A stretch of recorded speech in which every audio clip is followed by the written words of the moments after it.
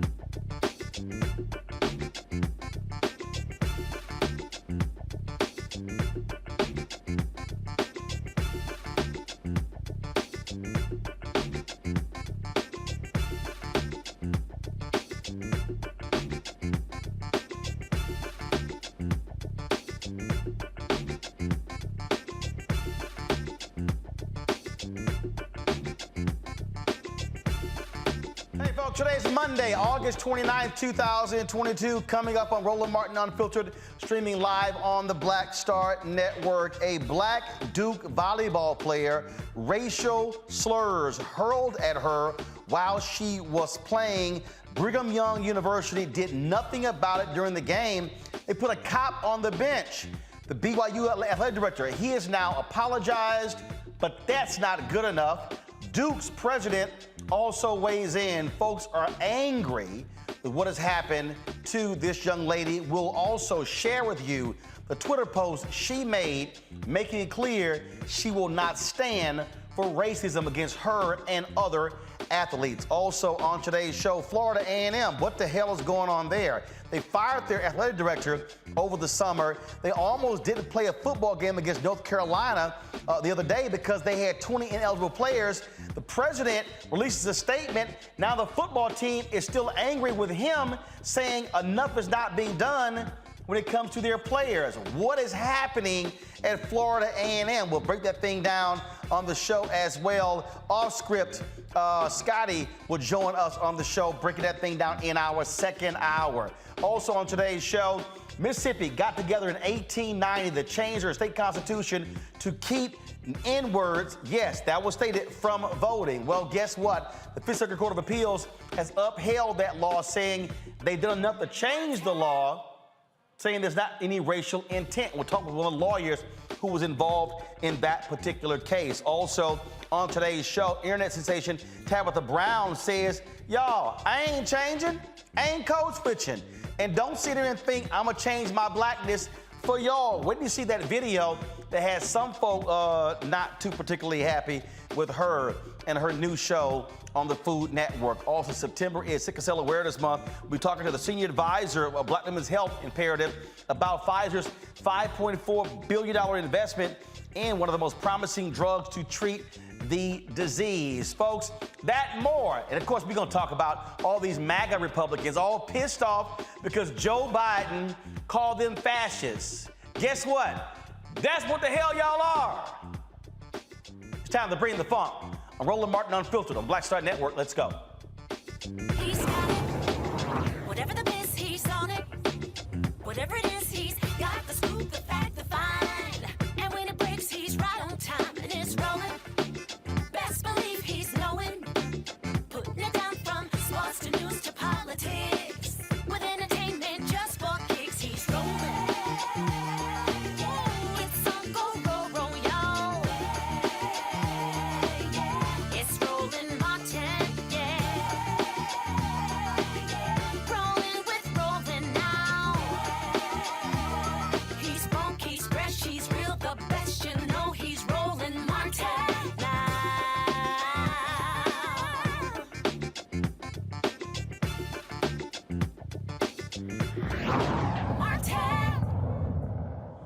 right, folks.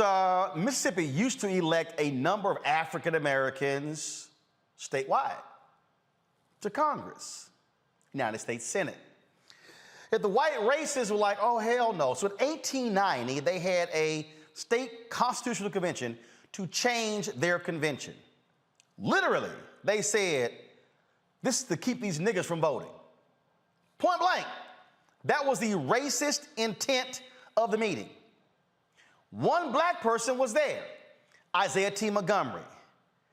That fool voted to keep black folks from voting. That's why whenever we have a Republican or somebody black who screws over black people, I call them a modern day Isaiah T. Montgomery.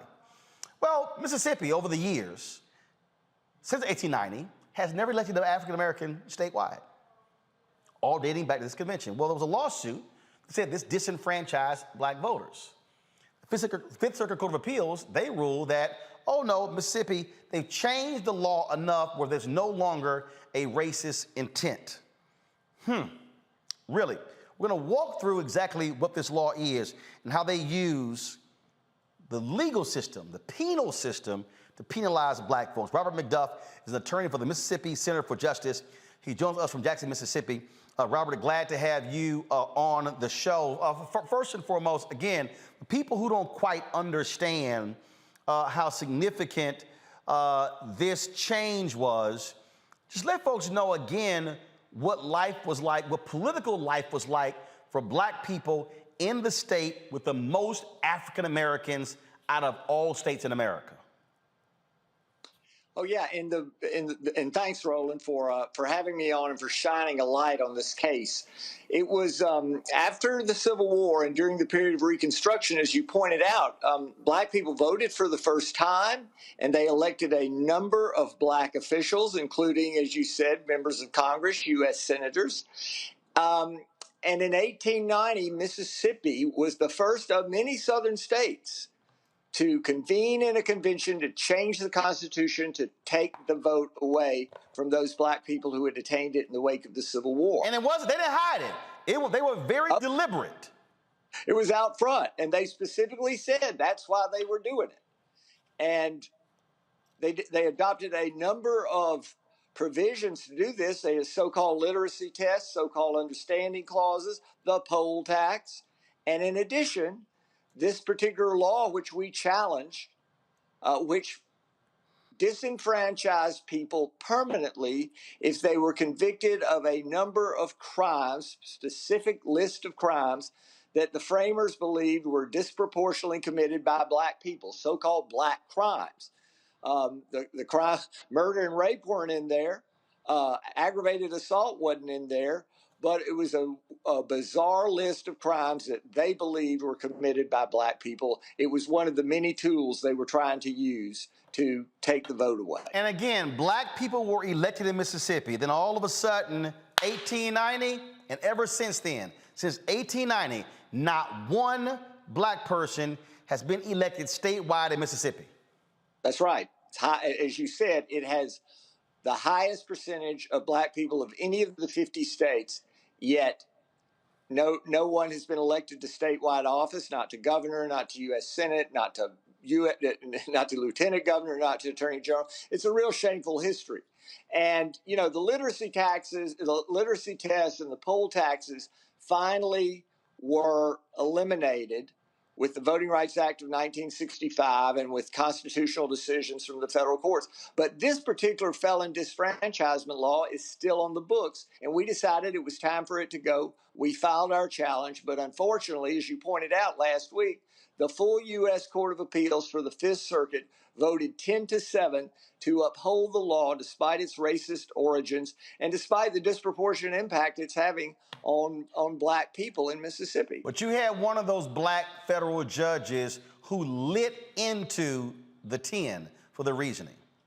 That's right. It's Fifth Circuit Judge James Graves, who's a native of Mississippi, a native of Jackson, Mississippi, and as he pointed out, they upheld it despite its racist origins, and they did so by saying, oh, well, it was amended in 1950 to remove one of the list of crimes, burglary. It was amended in 1968 to add rape and murder, and we're not challenging those two, but the original list is still in there.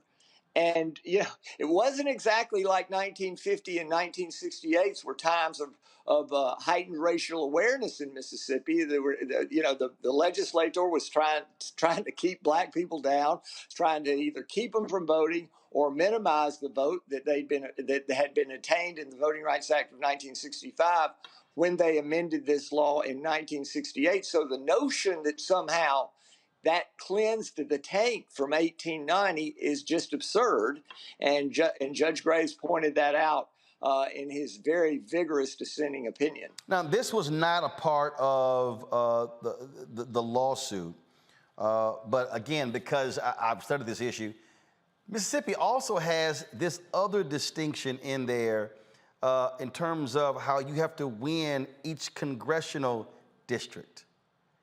So they put so many barriers into their constitution to ensure somebody black cannot be elected. Right. Oh yeah, it's absurd. And we actually were able to get rid of one of the provisions of the 1890 Constitution, which said you have to win the majority of the state House of Representative elections, representative districts, to be elected to statewide office. That is now gone. But this felon disfranchisement provision is still there, and it's a shameful legacy. Most of the states have abandoned permanent felon disfranchisement. There's only a handful that still do it. But Mississippi, unfortunately, is fighting the tide of change, and they're holding on to this racist provision from 1890. Yeah, and this is the whole thing here. I mean, the fact of the matter is, this is a state that still is operating as if Jefferson Davis is the permanent governor of Mississippi. Oh, yeah, it's terrible. There's all kinds of problems. There are problems everywhere, as you know, Roland, but Mississippi certainly has its fair share. And while we're talking about the courts, as you know, the U.S. Supreme Court recently overruled Roe versus Wade, and there's a lot of talk about, how we want to preserve life in Mississippi from the people who outlawed abortion. Yet, they refused to expand Medicare. They refused to expand Medicaid for women in the first year of pregnancy. It's just all kinds of things that are going on there that really do not reflect well on the state and remind us of the sordid history of the past. So Fifth Circuit Rule 10-7, what's next? Are y'all going to appeal it to the Supreme Court? Yeah, we're going to take it to the U.S. Supreme Court. Of course, that's not necessarily a good place to go, but it's the only option we have left, and we are hoping that at the very least, at least a majority of that court, and it may not be easy to find a majority that's willing to do the right thing, but we are certainly going to put it up there and challenge them to come in and tackle this vestige of racial discrimination from the post-Reconstruction era. It is a law that should not stand. It was steeped in racism. It has a racially discriminatory impact, and it's really time for the federal judiciary to dismantle this remaining vestige of racism from 1890. This is so the point you just made, Fifth Circuit Court of Appeals and U.S. Supreme Court. So for all of these people, all of these white progressives, all of these black folks, all of these Latinos and Asians, people who act as if, I can see elections out, the person who wins the presidency gets to appoint federal judges.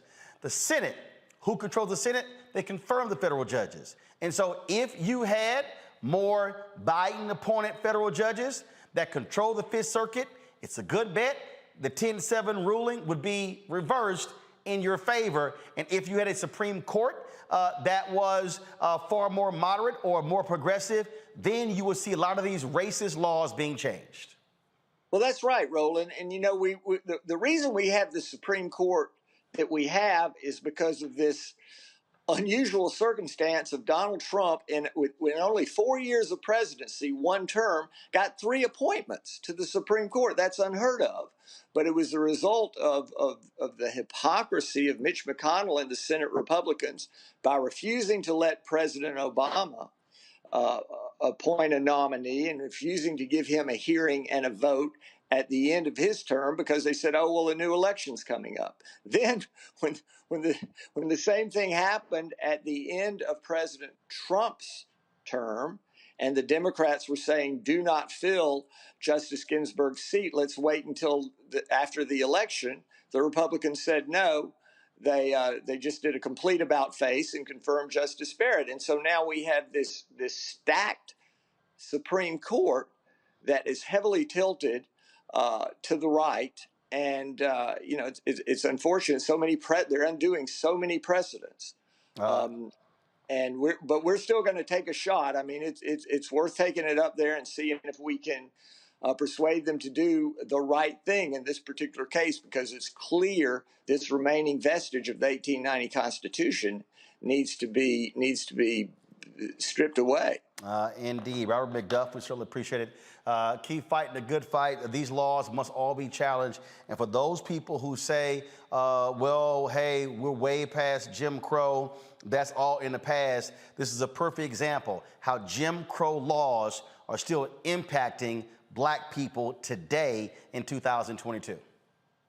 That's right. Thank you for shining the light on this, Roland. I appreciate it. Thanks a lot. Let's bring my panel, Dr. Julian Malveaux, Dean of the College of Ethnic Studies, California State University, Los Angeles, Dr. Amakongo Dibinga, Professorial Lecturer, School of International Service, American University, Renita Shannon, a Georgia State Representative. Glad to have all 3 of you here. Representative Shannon, I want to start with you. Again, we can go through many of these states and we can show Jim Crow laws that still impact folks today, especially when it comes to voting. You had these white racists who used the legal system, who used the prisons, who used jails to specifically disenfranchise, arresting Black people on trumped-up charges on BS, throwing them in jail, and how these laws, and people have accepted these laws as no big deal today without admitting their racist intent. No, you're absolutely right. Jim Crow is in full effect, not only in Mississippi, but in a lot of southern states where we have a overrepresentation of Black people in the states. As the attorney was talking, I was thinking about how Georgia was doing, and Georgia has not done much better because we've only ever elected 2 Black people statewide in Georgia's history. So CEO Thurman, who's current mayor of DeKalb County, we call him CEO, and then Senator Warnock. That's our second statewide. I mean, I personally think that felony disenfranchisement, whether it be temporary, as most states do, or whether it be permanent, all of it needs to be done away with. Because really, I can tell you this as a lawmaker, the reason that people go to jail is really all down to the opinion of the laws that are made. And so when you look back at certain things like, you know, decades ago, lawmakers would have agreed in unison that marijuana would be a reason to put somebody in jail for a really, really long time. The laws change and people's opinions change. So I personally think that people should always retain their right to vote unless they've literally been convicted of treason. You know, the thing here, Julian, is when we look at, again, the history, how we are still being impacted. I think about Virginia. When they took the right to vote of those who were in prison. I mean, it was a state official who said way back in the early 1900s, this is to keep the darkies from voting. And every governor kept it. And it was Governor Terry McAuliffe who tried to do an en masse, if you will, give them the right to vote. But they said, no, Governor, you have to sign each individual application. He said, fine. They signed each individual application. And that was a Jim Crow law that was still keeping folks from voting into the 21st century. Jim Crow laws were extraordinarily effective, and we have to remember these laws were passed not only to keep us from the ballot box, but also to constrain our economic rights. These laws, when people go to prison, vagrancy laws, you could be forced to, we're imprisoned, which means you were working for free for some white person because you didn't have any place to live. So poverty became a crime.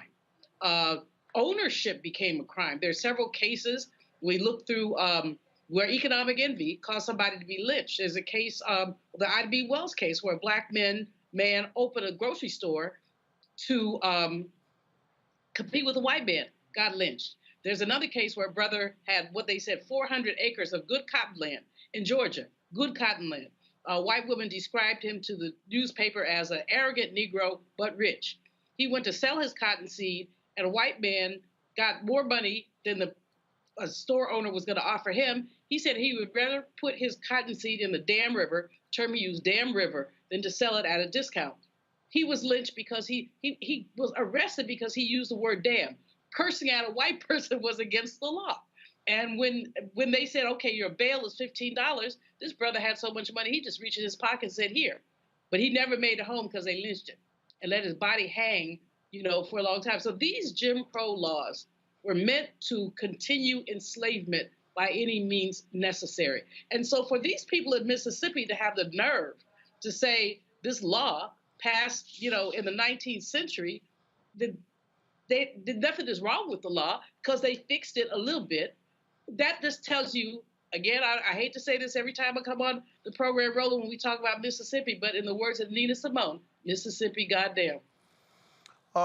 We can, and we still talk about, again, Jim Crow affecting us. When you look at redlining, that was literally created by the real estate industry of Macongo. It's still with us today. And so whenever these white folks, oh, y'all playing the race card, that stuff, slavery's long gone, Jim Crow's long gone. No, it's not. The residue still exists. It is still present in so many systems in America.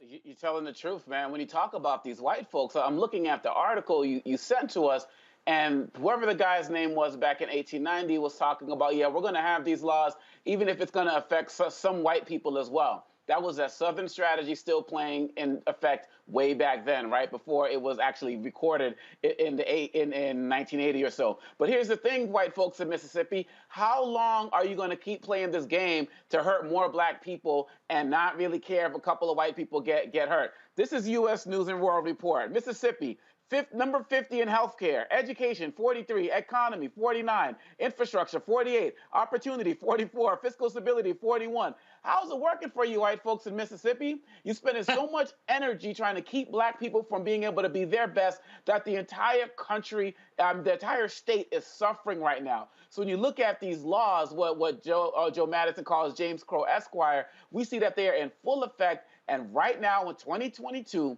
these guys are going to still do whatever possible to keep black people down, no matter how much they suffer. We're talking about one of the poorest states in the nation consistently, Roland. It hasn't nothing changed. It wasn't like up in the 70s and like down in the 90s. It's always been this way. And until these white folks start speaking up and saying we want these rights and equality for everybody and stop feeling good just because they're keeping black people down, this state is going to continue to be as poor as it is. And I'm really glad you're shining a light on this right now, particularly as we're coming into these elections, because now is the time to really start looking at getting some black leadership statewide there. Again, folks, this is what we're dealing with. Again, we talk about how Jim Crow still impacts us today in 2022. And yeah, ain't no hope in going to Supreme Court, especially with Clarence Thomas sitting up there with his BS. All right, folks, got to go to a break. We come back. More news of the day. Drama at Florida A&M University. What the hell's going on with the football team there? We'll talk about that story, the Duke BYU story. Black volleyball player, N-word hurled at her. She was intimidated. All of a sudden, BYU, they're apologizing. Wait till we show you the ridiculous statement from the athletic director that he gave to the crowd. How in the hell you discuss a racist incident, but you don't even call it a racist incident? Totally bullshit. But we'll also deal with MAGA world. Oh yeah, they are clutching their pearls upset because Joe Biden called them semi-fascists. He wasn't lying. You're watching Roland Martin Unfiltered right here on the Black Star Network. Don't forget, folks, support us in what we do. Download the Black Star Network app, available on all platforms: Apple phone, Android phone, Apple TV, Android TV, Roku, Amazon Fire TV, Xbox One, Samsung Smart TV, and of course, join our Bring the Funk fan club. Your dollars make it possible for us to do what we do. Our goal is to raise $100,000 this month in August. It is August 29th. Only got a couple of more days. We're at 80,000, and so we got 2 days to raise 20,000. Every dollar matters that you give, folks. Again, this is, of course, important for us to do the work that we do to cover the stories that matter to you traveling this country. If you want to support us, cash or check or money order, P.O. Box 57196, Washington, D.C. 20037-0196. Cash App is $RM Unfiltered. PayPal is R Martin Unfiltered. Venmo is RM Unfiltered. Zelle is Roland at RolandSMartin.com. Roland at RolandMartinUnfiltered.com. I'll give a shout out to every person who gives during the show. We'll be right back.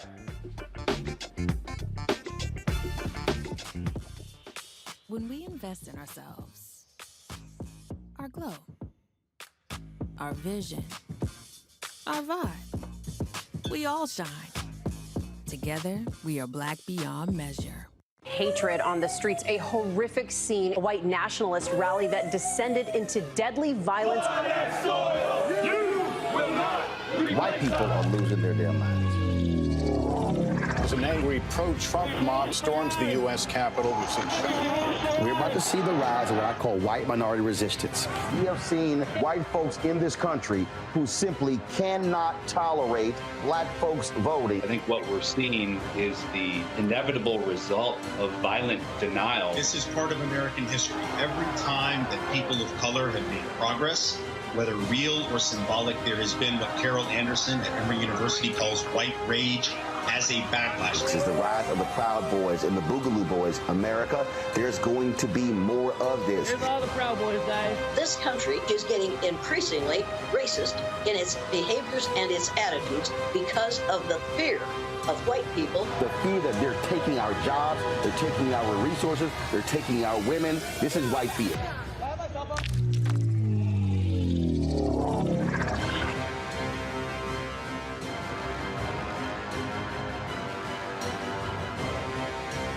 When we invest in ourselves, we all shine. Together, we are Black beyond measure. On a next A Balanced Life with me, Dr. Jackie, our kids are going back to school. After 2 years of disruption, thanks to COVID, are we ready? How to help them to prepare, and what are the warning signs that our children are showing us? Social, emotional, physical. All of these stressors and anxieties will be impacting our children. They'll be facing new challenges, anxieties, and emotions, and the adults in their lives need to figure out how to pull themselves together so that our kids will be able to do the same. Adults need to be paying closer attention now more so than ever. This generation who feels like they're unguided, we need to provide that guidance. That's next on A Balanced Life with me, Dr. Jackie, here at Black Star Network. When you talk about blackness and what happens in black culture, we're about covering these things that matter to us, speaking to our issues and concerns. This is a genuine people-powered movement. There's a lot of stuff that we're not getting. You get it, and you spread the word. We wish to plead our own cause.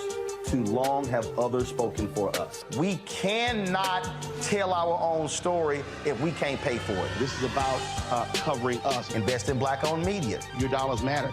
We don't have to keep asking them to cover our stuff. So please support us in what we do, folks.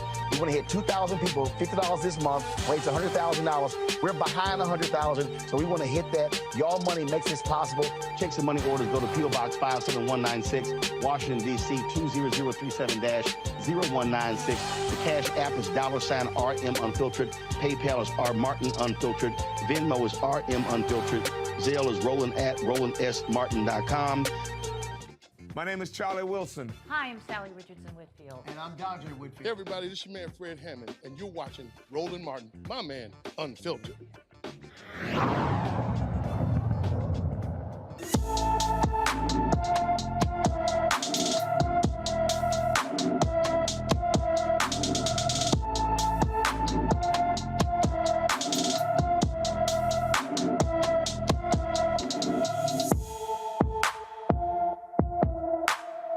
folks, Donovan Rochelle was last seen in L.A. on August 22nd.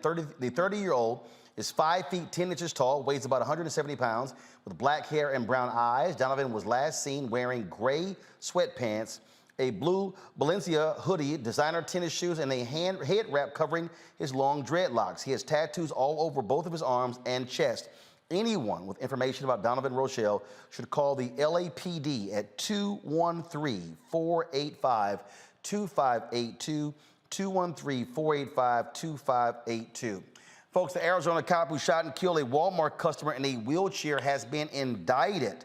Former police officer Ryan Remington is facing manslaughter charges in the shooting death of Richard Lee Richards, who was accused of shoplifting from the store on November 29th.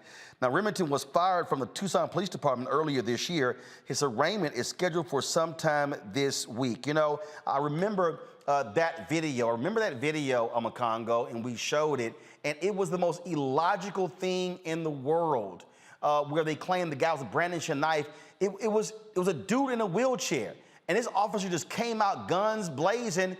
This is why these cops have got to be prosecuted. For folks who don't remember, and it could be triggering to some people, so just please, we're gonna warn you right now. Folks, when y'all see the video, to me, this was a no-brainer. I'm trying to understand what the hell took so damn long. And so if you want to turn away right now. But this is what happened, y'all, in November. This was just crazy.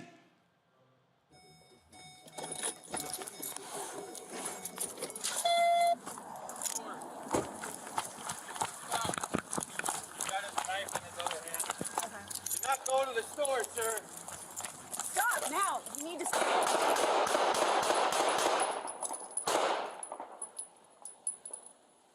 Bravo 1-8, shots fired.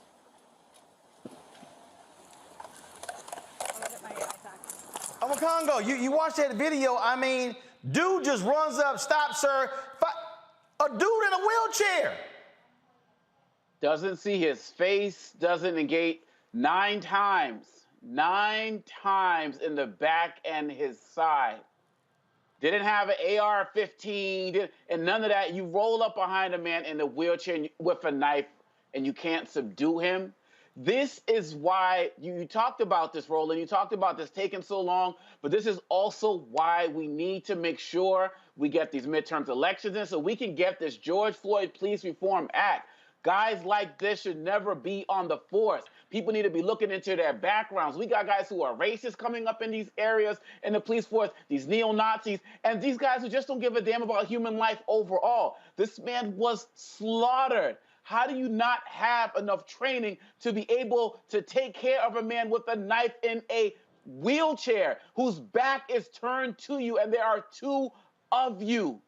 In no way, shape, or form, and nowhere in America should this be tolerated. And for people who are not as upset about this as we are, and you're saying this is back in November, then you don't have the humanity enough to be able to understand what we're going through as a society. This man was slaughtered going into a store. This was cowardly. These guys, many of these guys, they are not officers. They are bullies. Maybe they were bullied in high school and they wanted to get out there and bully other people. And a lot of them are just flat out racist and don't care about us. But I'm concerned, Roland, because even with this, we still may not get, and I'm not going to say justice because there's no justice for this, but the accountability that we need to see from this, because all types of shenanigans can go down in Arizona. Well, that's why we got to keep the ball on this. No one else is talking about this tonight. Everybody's talking about all of this other stuff in politics and space shuttles and all of this other type of stuff. This is our community. This is our family right now, and we got to make sure these stories stay on top and make sure these officers are continually called out, because this is it's unacceptable. This right here, Julian, is a perfect example of how heinous too many of these police officers are. And as Congo said, and media moves on, okay, it's no big deal. This is also why the law has to be changed where, you know what, these folks cannot get rehired by any law enforcement agency. You know, Roland, first of all, everything Congo said, right on time. The word slaughtered is the most important word to hear here. We're not talking about the man had a bloody knife. He didn't have a gun. He's in a wheelchair. He was not harming anybody. So this guy, it takes him, 8 months to indict. That's absurd. number one. But number two, the fact that these police officers who do these kind of things can be hired somewhere else. Let's assume, or not let's assume, let's suggest that if he is acquitted, that he will be at another police station, force within months, if not weeks. There are no consequences to slaughtering Black people. We just talked about the Mississippi law going back to 1890. We've gone back to 1890, I don't know how many other ways. But this thing, I mean, it was very hard to watch, Roland, as you know. I mean, it was just very hard to watch, just bang, bang, bang, bang, bang, bang, bang. And there's no excuse for it. The fact, there are three things that really come to mind here. Number one, as you said, there has to be a national police registry. Anyone who has ever been involved in law enforcement needs to be registered. And if they do something wrong, strike a child, kill an old man, they should never work in law enforcement again. Number one. Number two, how are these people being trained? Is there training for them? Or did you just go find a wretched of the earth and give them a badge and a uniform and a gun? How are they being trained? We've talked about this, well, in many contexts. Police training is extraordinarily critical. And the third thing that we have to do is to look at the racial composition of these police forces and talk about who is on these forces, how did they get there? And then lastly, because I said three, but cops who watch cops kill folks are just as bad as the one who killed them. Look, this thin blue line means you don't tell it. Anybody who was with that man when he shot that man 9 times, they need to go to jail with him, period. Absolutely. And Representative Shannon, look, we just saw what happened in Georgia with Rayshard Brooks, the cops in that case. We saw what happened, the cops who snatched those 2 Morehouse and Spelman students out of their cars when they got fired. Oh, they gave them their jobs back. Too often what happens is these cops all across America, they know, white or black, don't matter. They know they can act a fool, shoot and kill folks, and 9 out of 10 times, 9.8, 9.9 out of 10 times, they can get away with it. Absolutely, you're right. It's all about people working in a system of white supremacy. White supremacy says I can shoot Black people if I feel threatened at all for the police. White supremacy says even if I'm a Black cop, I can still shoot if I feel threatened because my life is more valuable than theirs. And so, I mean, that video is just completely disgusting. Those police officers were inhumane. And in addition to that, they were very lazy. Because you can hear before they shot this gentleman, they said, oh, don't go into the store. And as he started to move his wheelchair forward, that's when they shot him. They were so lazy that they weren't even willing to detain him. They just decided, oh, shooting him would be the best course of action. It's just ridiculous. And this is one of the issues. This is my top #1 issue that really just burns me up. And, you know, I really think that this is an issue that is going to have to be solved by the voters because, unfortunately, you have elected officials of all colors and in every party continuing to run on throwing more and more money at policing to fix public safety issues when we have evidence and we know that more policing does not actually make our communities safer. But because that is easier to explain to constituents instead of finding real solutions, it's the reason why we continue to see that policy does not change. And it is not about the training. I tell folks that all the time. You know how I know it's not about the training? Because whatever low level of training police officers have, they certainly they seem to find better training when they are operating with white people. When they go into white neighborhoods, they certainly seem to have better training. So it's not about the training. It is about accountability. That is what we need in this country. And until we start to see police officers held accountable, you're going to continue to see these horrendous videos. These police officers being charged, I love to see it and hope they are convicted. Let's stay in Georgia, where a Georgia man is going to get y'all $100 million from the Atlanta Police Department after he was paralyzed from the neck down from being tased. The federal jury said the officer involved used excessive force against the then 65-year-old Jerry Blassingame, who was running away from officers in July 2018. The city of Atlanta and the acting officer, John Grubbs, were named in the lawsuit to pay for Blassingame's past and future medical bills. Blassingame lives in a residential facility requiring round-the-clock care and has accrued more than $14 million in medical bills. The estimated cost for this care is around $1 million each. This right here, Renita, that's taxpayers paying that. See, that's the thing. And here's what I love. Where are all of the white conservative fiscal conservatives? Where's Herschel CTE Walker condemning the officers for costing the city $100 million? Where is Governor Kemp? Where's conservative radio talk show host Eric Erickson? It's amazing how the pro-lifers and how the conservatives, they get real quiet when we see these multi-million-dollar and billion-dollar judgments against the police that taxpayers got to pay for. Absolutely.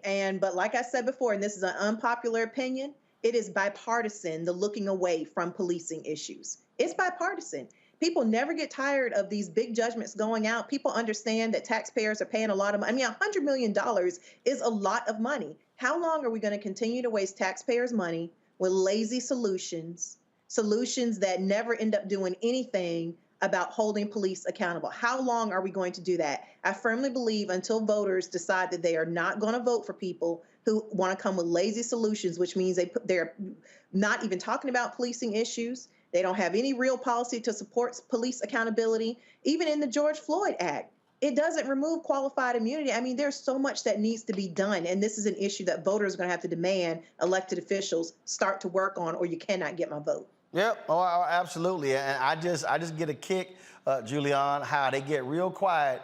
They love, I mean, they got that bitching and moaning about student loan debt being given up. But they don't say nothing about the millions being paid out. And it's absurd. When you think about $100 billion, how many schools could be funded with $100 million? Marjorie Taylor Greene needs to just go somewhere. Is it fair that somebody should pay for somebody else's loan? Heifer, you did not pay your PPP loan back. So you don't need to say anything to anybody about paying loans back. But back to the more important issue that we're dealing with right now, on the table, the $100 million settlement, the brother's going to cost him $1 million a year for basic care. It's a well-deserved settlement, but what's more deserved, that he should never have been placed in this position in the first place. And when cities start talking about they're going broke, well, then stop hiring police officers who are going to make you broke, because people will not stop going after settlements that they deserve. They should go after these settlements. But what really ought to happen is that something like this ought never happen. Ought never happen. The family of that brother who they killed in a wheelchair, I hope they go after those Arizona folks for all the money they have and then some. And maybe when cities and states start going broke, they'll look again, because otherwise these so-called legislators, it's not coming out of their pocket, and so they don't care. Omakongo, again, this is where they got to get called out. They love talking about back the blue, how you don't support cops. Yep. Oh, but they get real quiet when we start talking about that money being paid because of their abusive behavior. Yeah, absolutely, and this is what they do on a regular basis, right? All of a sudden, they just want to forget and move on to the next thing. And one of the things we also have to be mindful of is that we see that last story was with the brother in the wheelchair. This man is 65 years old. So when we talk about training and the lack thereof, again, another incident of disregard for our community. And for you Lindsey Grahams of the world and all of you guys who you're talking about, Roland, how hard is it to say that these officers who we claim to respect need to treat people in our community with dignity, to treat them with the same type of respect? How hard is it to say that? And of course, it's going to be even harder to say because they're costing us millions and millions of dollars. But we're talking about just a call to human decency. Can we come together and say that you shouldn't slaughter a brother in a wheelchair? You shouldn't tase a man who's just asking for money on the streets, who's 65 years old and posing no threat to you? Can we come together in that sense of common decency? Even if you got all of your political values, these guys can't do it, because I'm not even going to say they're cowards. They just don't care about us. They never have, and they never will, which is why we need to get them out of office in every way, shape, or form, because all they care about is supporting the rich, and all they care about is maintaining power and stealing as much power from people, whether it's women or non-white folks, as possible. As long as we let them continue to do it, they're going to go scot-free. All right, let's talk about cowards, the Republican Party. All right, so y'all, President Joe Biden was leaving he was headed out to Marine One, and he had a few comments to make about Republicans being semi-fascist. Check this out.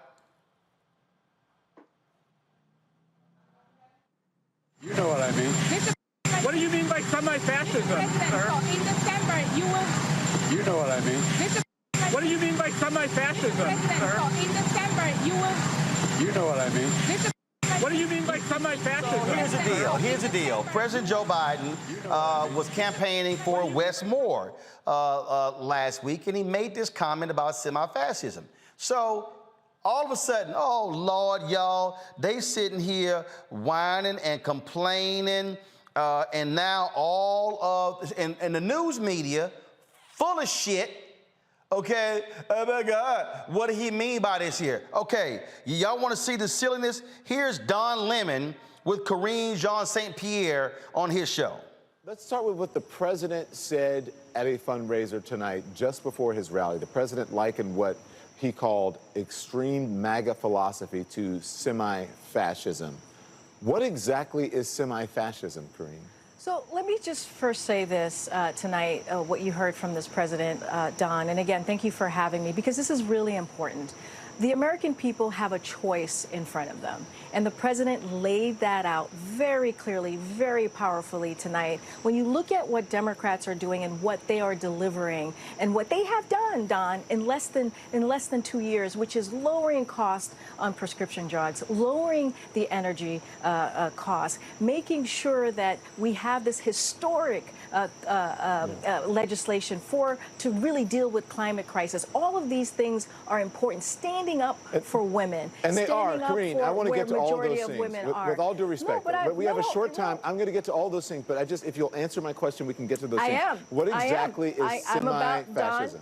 Don, I was just about to get to your question. Okay. I really was. But right. I want to, you brought me on the show for a reason, and I have to talk about I understand that. I just have limited time with you. I just want to make sure we get all the answers. By having this back and forth, we're actually taking away from the time. So here we go. So what we are seeing from Republicans and what we have seen from Republicans these past several years is that they are attacking our democracy. They are taking away our freedom. And they are trying to put on the chopping blocks Medicare and Social Security. That's what we are seeing. And it's being done. If you look at the Republican Party, it's being done by this element, this MAGA element of the Republican Party. All right, so all the little right wing, they in a tizzy. Let me show you in the tizzy. And again, I just want to show y'all just stupid mainstream media and their bullshit. Okay? So this is Meet the Press. Peter Alexander. I respect his work, but this is the stupid stuff they say. Watch. This when he, as you described, used the word semi-fascism to describe the MAGA philosophy this week. Let's go back to March when he was in Poland. He said of Vladimir Putin that he couldn't stay in power, and that became controversial. The White House, backpedaled on that, walked that back. There's no backpedaling on this. It's clear that there's a more aggressive strategy. We talked about the way that they were handling the debate over student loans. Do you think he actually soft-pedaled it? Do you think someone said you should say fascism, and he said, I'm going to say semi-fascism? When I spoke to Age, this wasn't a teleprompter speech. This is what he's been thinking. They say he said it out loud. This was done not on camera. But it fires up Democrats. It juices up the base because they want to see him be more aggressive on that. But it also does, it does become problematic because, this is a guy who said he wanted to be a unifier. Here's my... Chuck, what's interesting about this when he, as you described... So the media goes for, the guy said he's going to be a unifier. So in their mind, you can't speak truth when you say what's right because, but you said you were going to be a unifier. Yeah. And then, of course, you got Pamela Brown, on CNN. Watch this. President calling millions of Americans semi-fascist. Listen, he's got to express and be honest about what he feels in his heart and his soul. And I think that's probably exactly what he did. What do you think about the president? You see again, now, and I hope y'all see how they playing this. Here's the president calling millions of Americans. This is the same bullshit they pulled with Hillary Clinton when she said deplorables. They are, okay? But again, this is how they get, so mad, so upset, okay? Here's Republican strategist Alice Stewart whining on CNN. To say how insulting it is that the President of the United States called half of this country fascist. That is unacceptable. And the fact that more Democrats are not denouncing it is really disturbing to me. I'm old enough to remember when he was sworn in and took the oath Oh of my office. God, more Democrats. Why aren't y'all denouncing this? You mean a lot of Republicans didn't say shit about the FBI, the attack on the FBI office in Cincinnati after the raid after the served the warrant at Mar-a-Lago? That Alice, oh, I'm sorry. Are we now clutching pearls? Are we now so upset? See, this is the rally that took place in Maryland that just set off these nutcases on the right. Watch. Conservative Republicans. I don't respect these MAGA Republicans. The president comparing Republicans who embrace Donald Trump's Make America Great Again philosophy to, quote, semi-fascism. When it comes to the extreme, ultra wing of Republicans, they are attacking democracy. He called it what it is. That's what he did. I respect conservative Republicans. I don't respect these MAGA Republicans. The president comparing Republicans who embrace now, they all upset. They all mad. Oh my God, this ain't right. How dare you? And see, you can always tell when they really start clutching their pearls. Is when they get forced into really having to answer this. Let me find this clip, y'all, because this really was the funniest thing I saw. If y'all want to see how stupid these people are, and I want to show y'all how Fox plays the game. So the Chiron's going to say, DNC refuses to condemn Biden's fascism remarks. Listen to this idiot who's on Fox. Listen to what this fool actually said, y'all, talking to the chief liar for Donald Trump, Kayleigh McEnany. Listen. Has been consistent. He's always had this underlying part of his personality that is basically just a jerk. He fights with people. He yells at them. We remember how he said that Republicans wanted to keep black people in chains when Mitt Romney was running for office. And the more that he experiences some of his own decline with his mental faculties, the more that just jerkiness comes out. This is more hateful than the worst thing that Donald Trump ever said. And it's being said about tens of millions of Republicans. He's trying to walk it back and say that it's only about Trump supporters. That's just another word for saying Republicans. Republicans support their previous presidents, including the most recent president, and this is just incredibly dangerous rhetoric that nobody who purports to lead a country should be saying against half the country. I think you're totally right about that consistent message of hatred. We saw it with, if you're not vaccinated, you will pay the unvaccinated to have a right to be angry at the vaccinated or vice versa. I agree with him in part that Joe Biden has been. Oh my God, this is worse than anything Donald Trump ever said. You mean grab women by the vagina? And you're a woman? Huh, okay. What else here? See, here's what I want y'all to understand about how mainstream media does this thing. And I'm talking about CNN, NBC, MSNBC. I know what Fox News is going to do. Well, first of all, what Don Lemon, Karine, what did the president mean by semi-fascism? So instead of the news media, doing their job and actually reporting on that. No, they played a little game. What did you mean by that? Okay, y'all, fascism. This is the Merriam-Webster definition of fascism. A political philosophy, movement, or regime, such as that of the fascists, that exalts nation and often race above the individual, and that stands for a centralized autocratic government headed by a dictatorial leader, severe economic and social regimentation, and forcible suppression of opposition. That definition is Donald Trump. The same Donald Trump who complains that his generals did not behave towards him like Hitler's generals. This is who they are. I just need y'all to understand who you're dealing with. And see, again, how they operate. They love to now try to, so let me explain how the game works. So the right wing, and listen, Steve Bannon said this is how they do it. The right wing, what they do is they complain and conjure things up in their right wing media. Daily Wire, Daily Caller, Breitbart, Conservative Radio, Fox News, OAN, Newsmax, Substack, all their platforms. And they then, why is the media talking about it? Why is the DNC condemning it? And then the news media goes, Jamie Harrison, you run the party. Are you going to condemn Biden? Show me last time Rona condemned Trump. Please show me that. But see, I want you to understand how they work. So someone tweeted this. Y'all gonna love this here. Watch this here.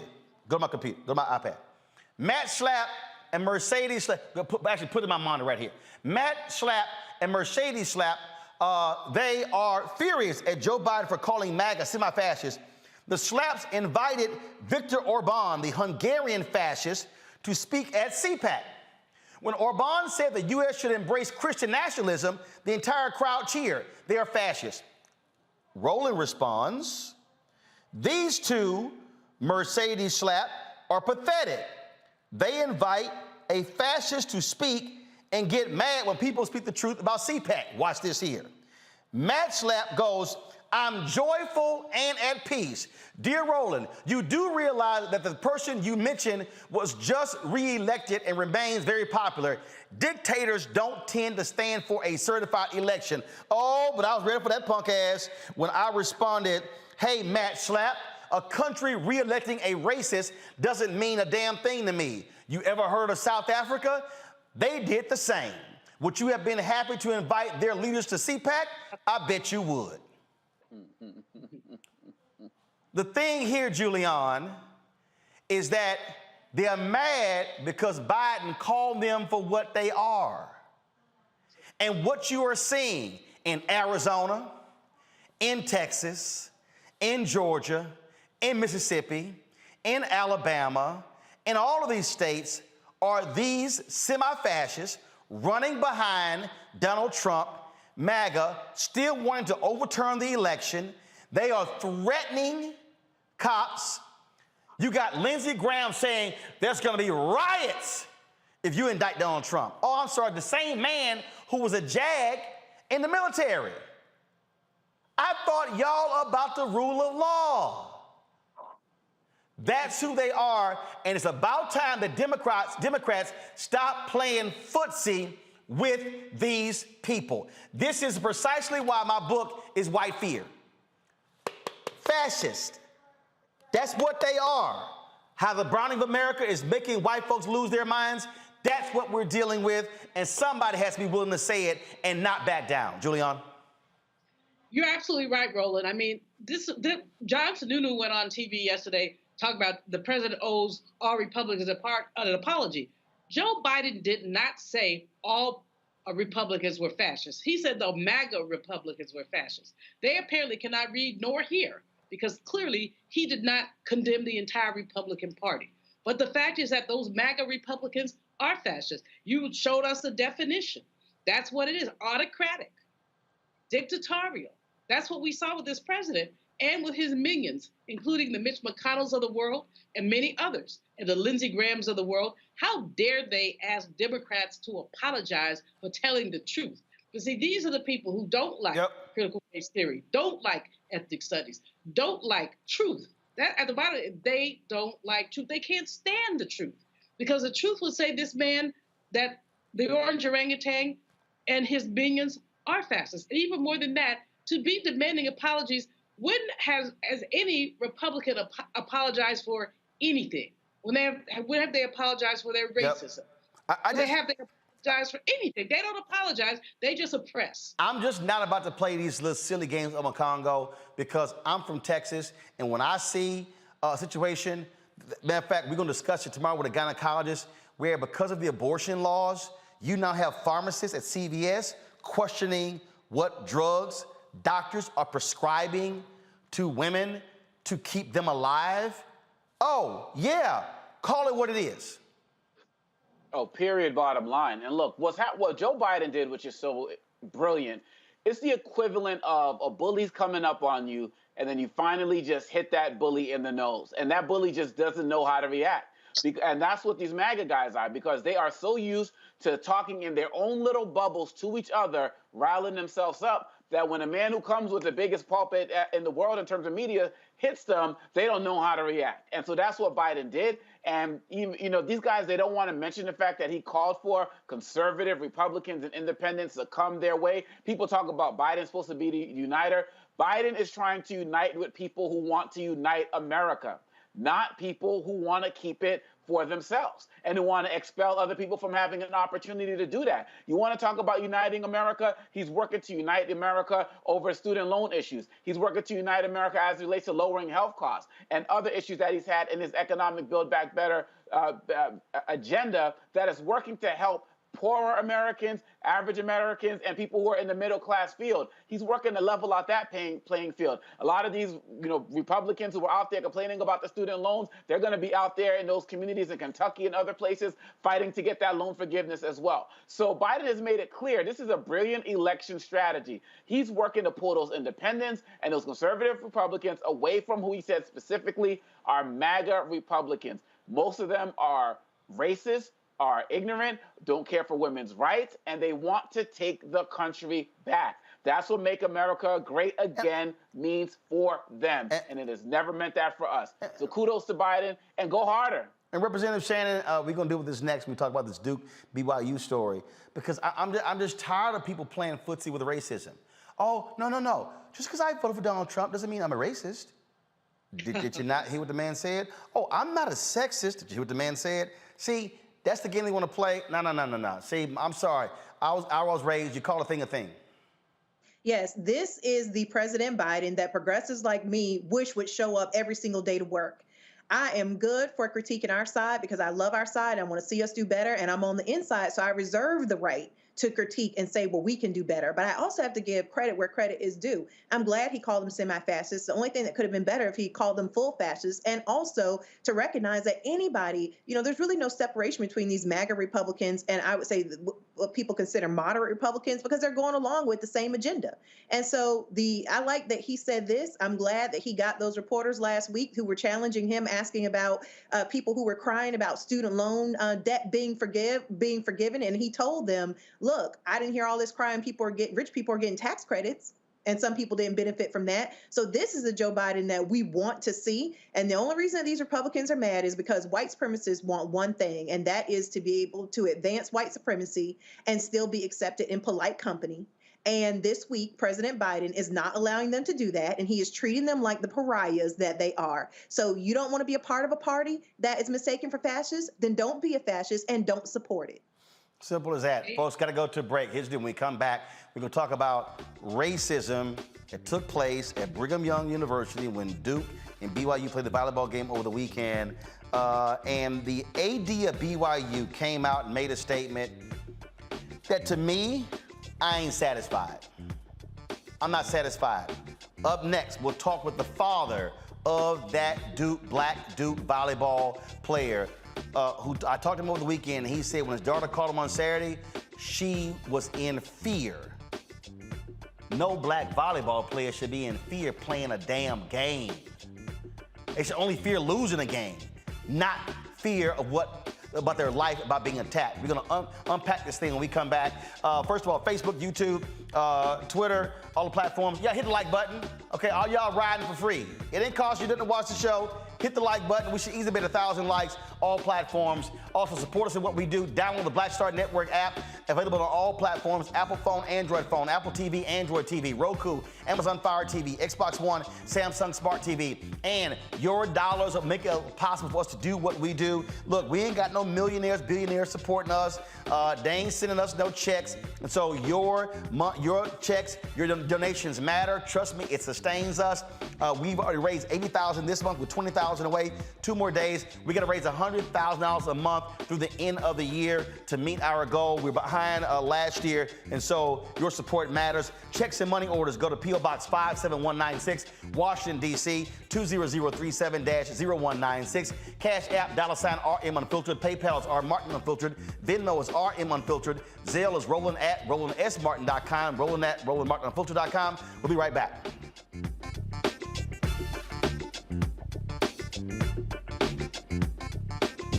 When we invest in ourselves, we're investing in what's next for all of us.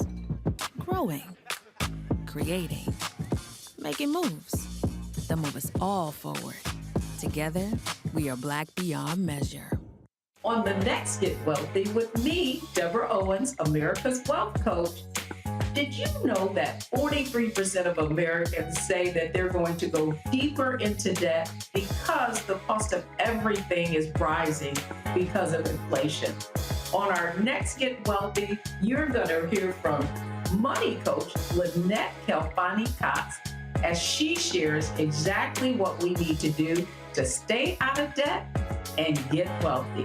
When I paid off my $100,000 in credit card debt, I was just doing strategies kind of piecemeal. I was doing like what I thought would work. And then it was like, oh, great, it did. It was effective. And then I was like, I should document this. I should explain like how I got out of debt. That's right here on Black Star Network with me, Deborah Owens, America's Wealth. When we invest in ourselves, our glow, our vision, our vibe, we all shine. Together, we are Black beyond measure. Pull up a chair, take your seat. The Black Tape with me, Dr. Greg Carr, here on the Black Star Network. Every week, we'll take a deeper dive into the world we're living in. Join the conversation only on the Black Star Network. Hey, I'm Antonique Smith. Hey, I'm Arnaz J. Hi, this is Cheryl Lee Ralph, and you are watching Roland Martin, Unfiltered. I mean, could it be any other way? Really? It's Roland Martin.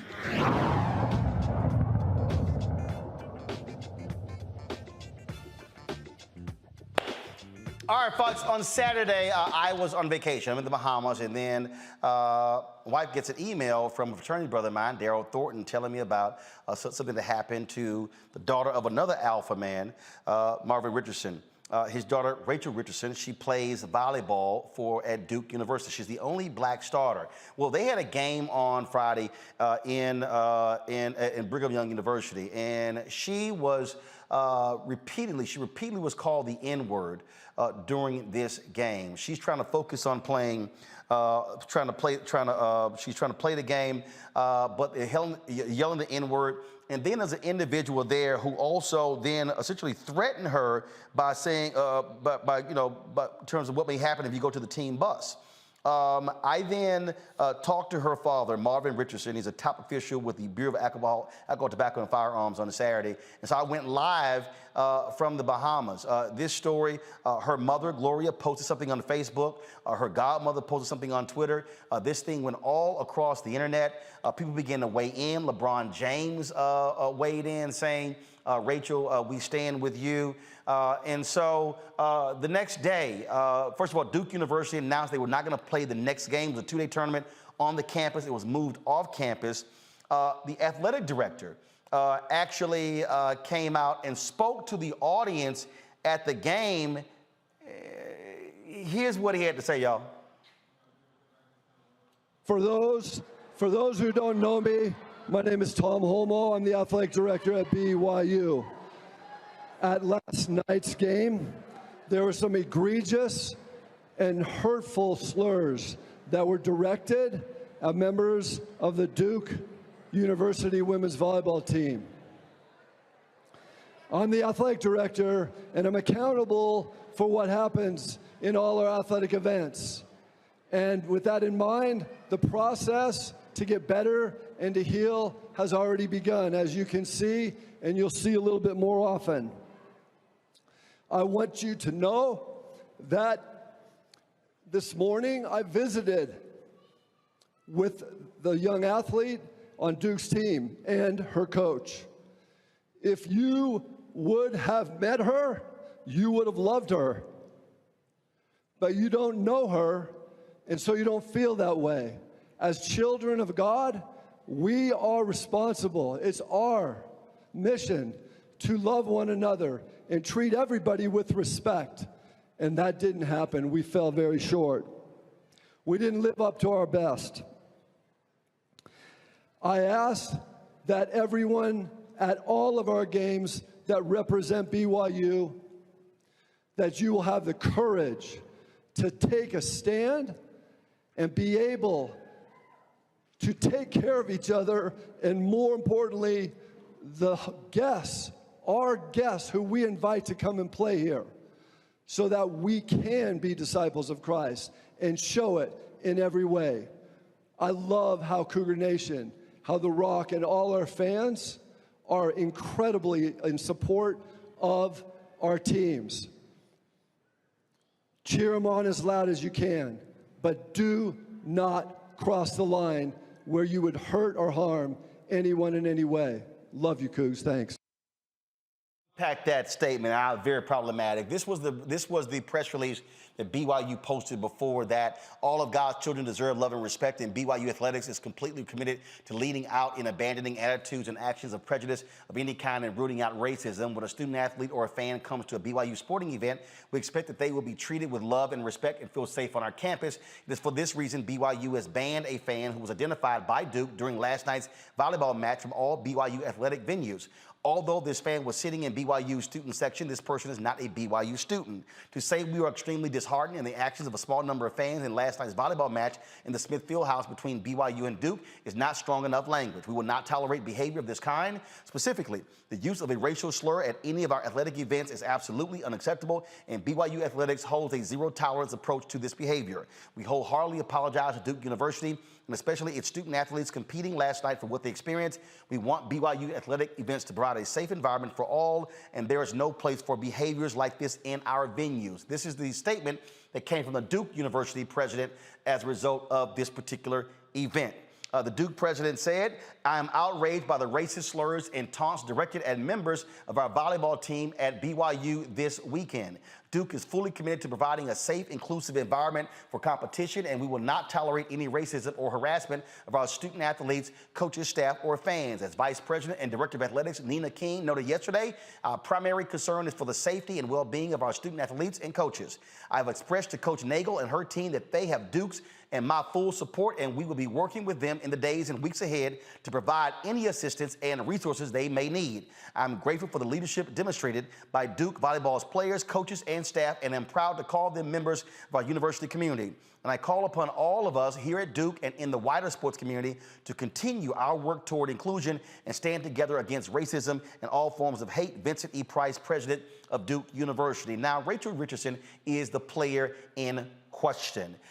She actually issued her own statement on Twitter, a very strong statement. I now want to show you that as well before I talk to her father, Marvin Richardson. This is what Rachel said in her own words that she posted yesterday on social media. She said, "Hello, my name is Rachel Richardson. I'm a sophomore on the Duke University women's volleyball team. Friday night in our match against Brigham Young University, my fellow African-American teammates and I were targeted and racially heckled throughout the entirety of the match. The slurs and comments grew into threats, which caused us to feel unsafe.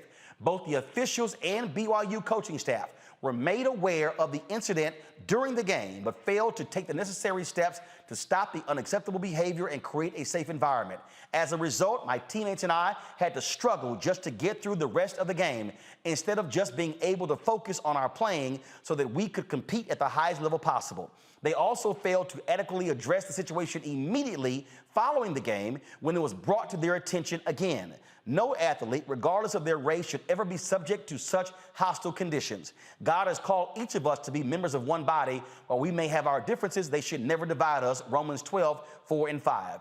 That said, I do not believe this is in any way a reflection of what the BYU athletes stand for. The girls on the team played a great game and showed nothing but respect and good sportsmanship on and off the court. Once notified, the BYU athletic director, Tom Holmoe, was quick to act in a very respectful and genuine manner. He is at the forefront of ensuring that the BYU athletic staff and players undergo education and training to better handle and prevent the racist, ignorant, and asinine behaviors they were exhibited by their fans during the match. It is neither my nor Duke Volleyball's goal to call BYU's athletics out, but rather to call them up.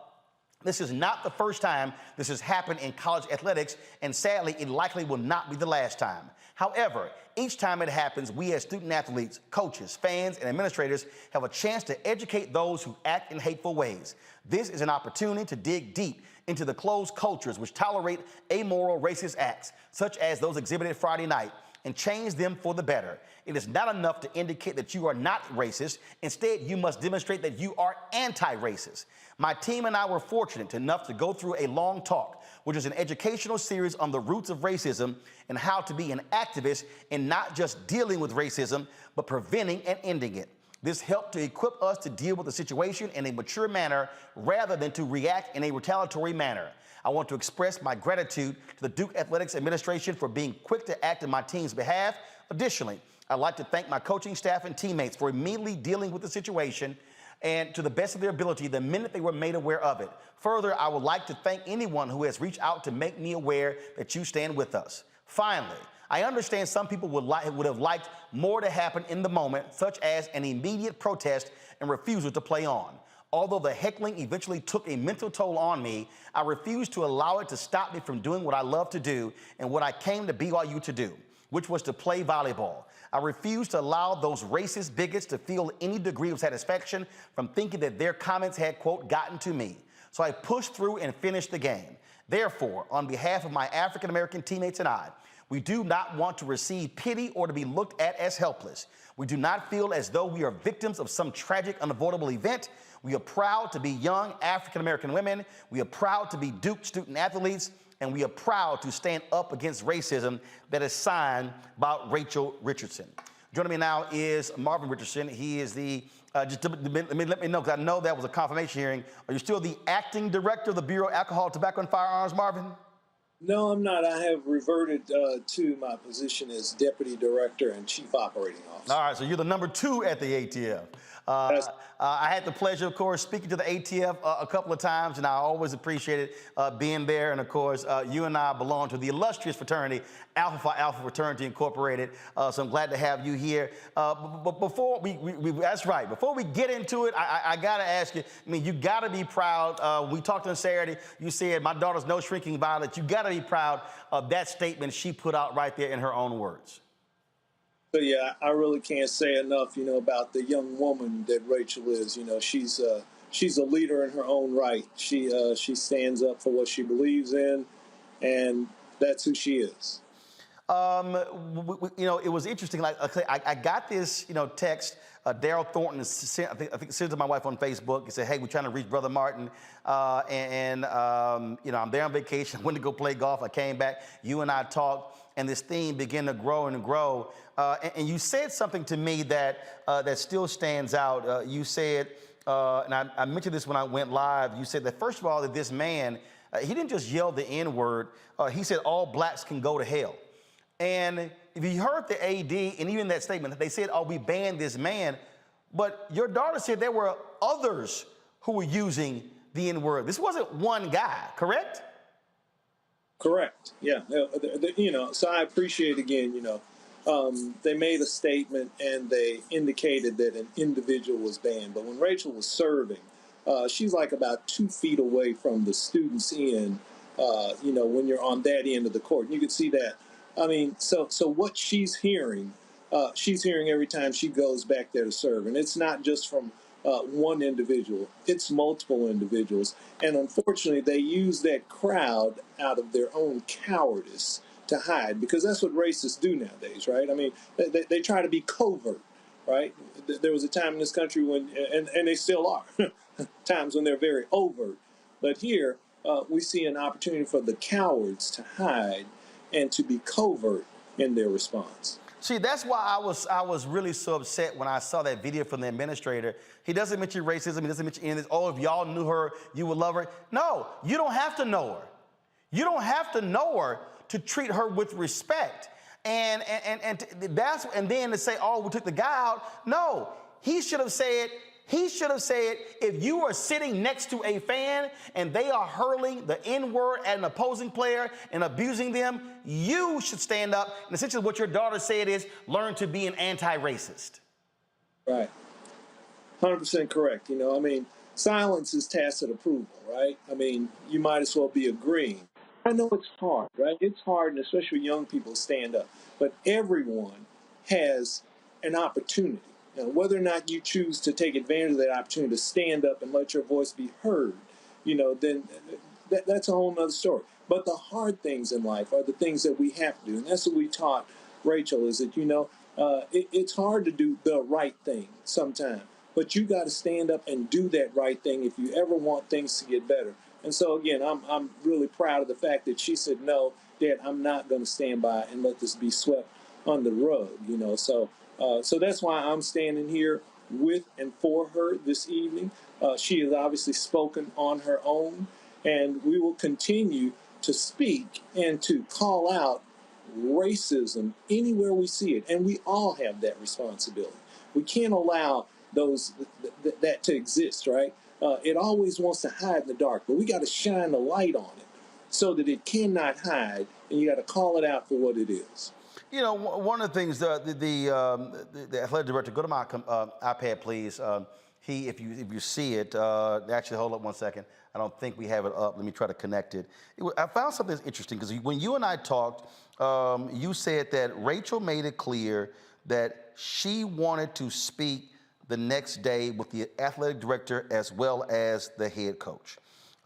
Yet when they met, it was just the AD. The head coach wasn't there. The AD posted this on social media. He said that he stands with the coach in difficult times. He said that he made the decision to represent BYU at the meeting with Rachel on Saturday morning, and then the coach, she sent out a particular statement right here as well. Yet when you and I talked, you said that the Duke captain went up to her after the game and said, you should have done something, and her response was, what could I have done?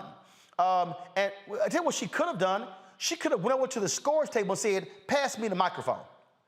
She could have, right there, she could have said, this young lady's being called the N-word. She could have said something in the moment. And I know people sitting here saying, you shouldn't call her out. I call for her immediate suspension because of her actions.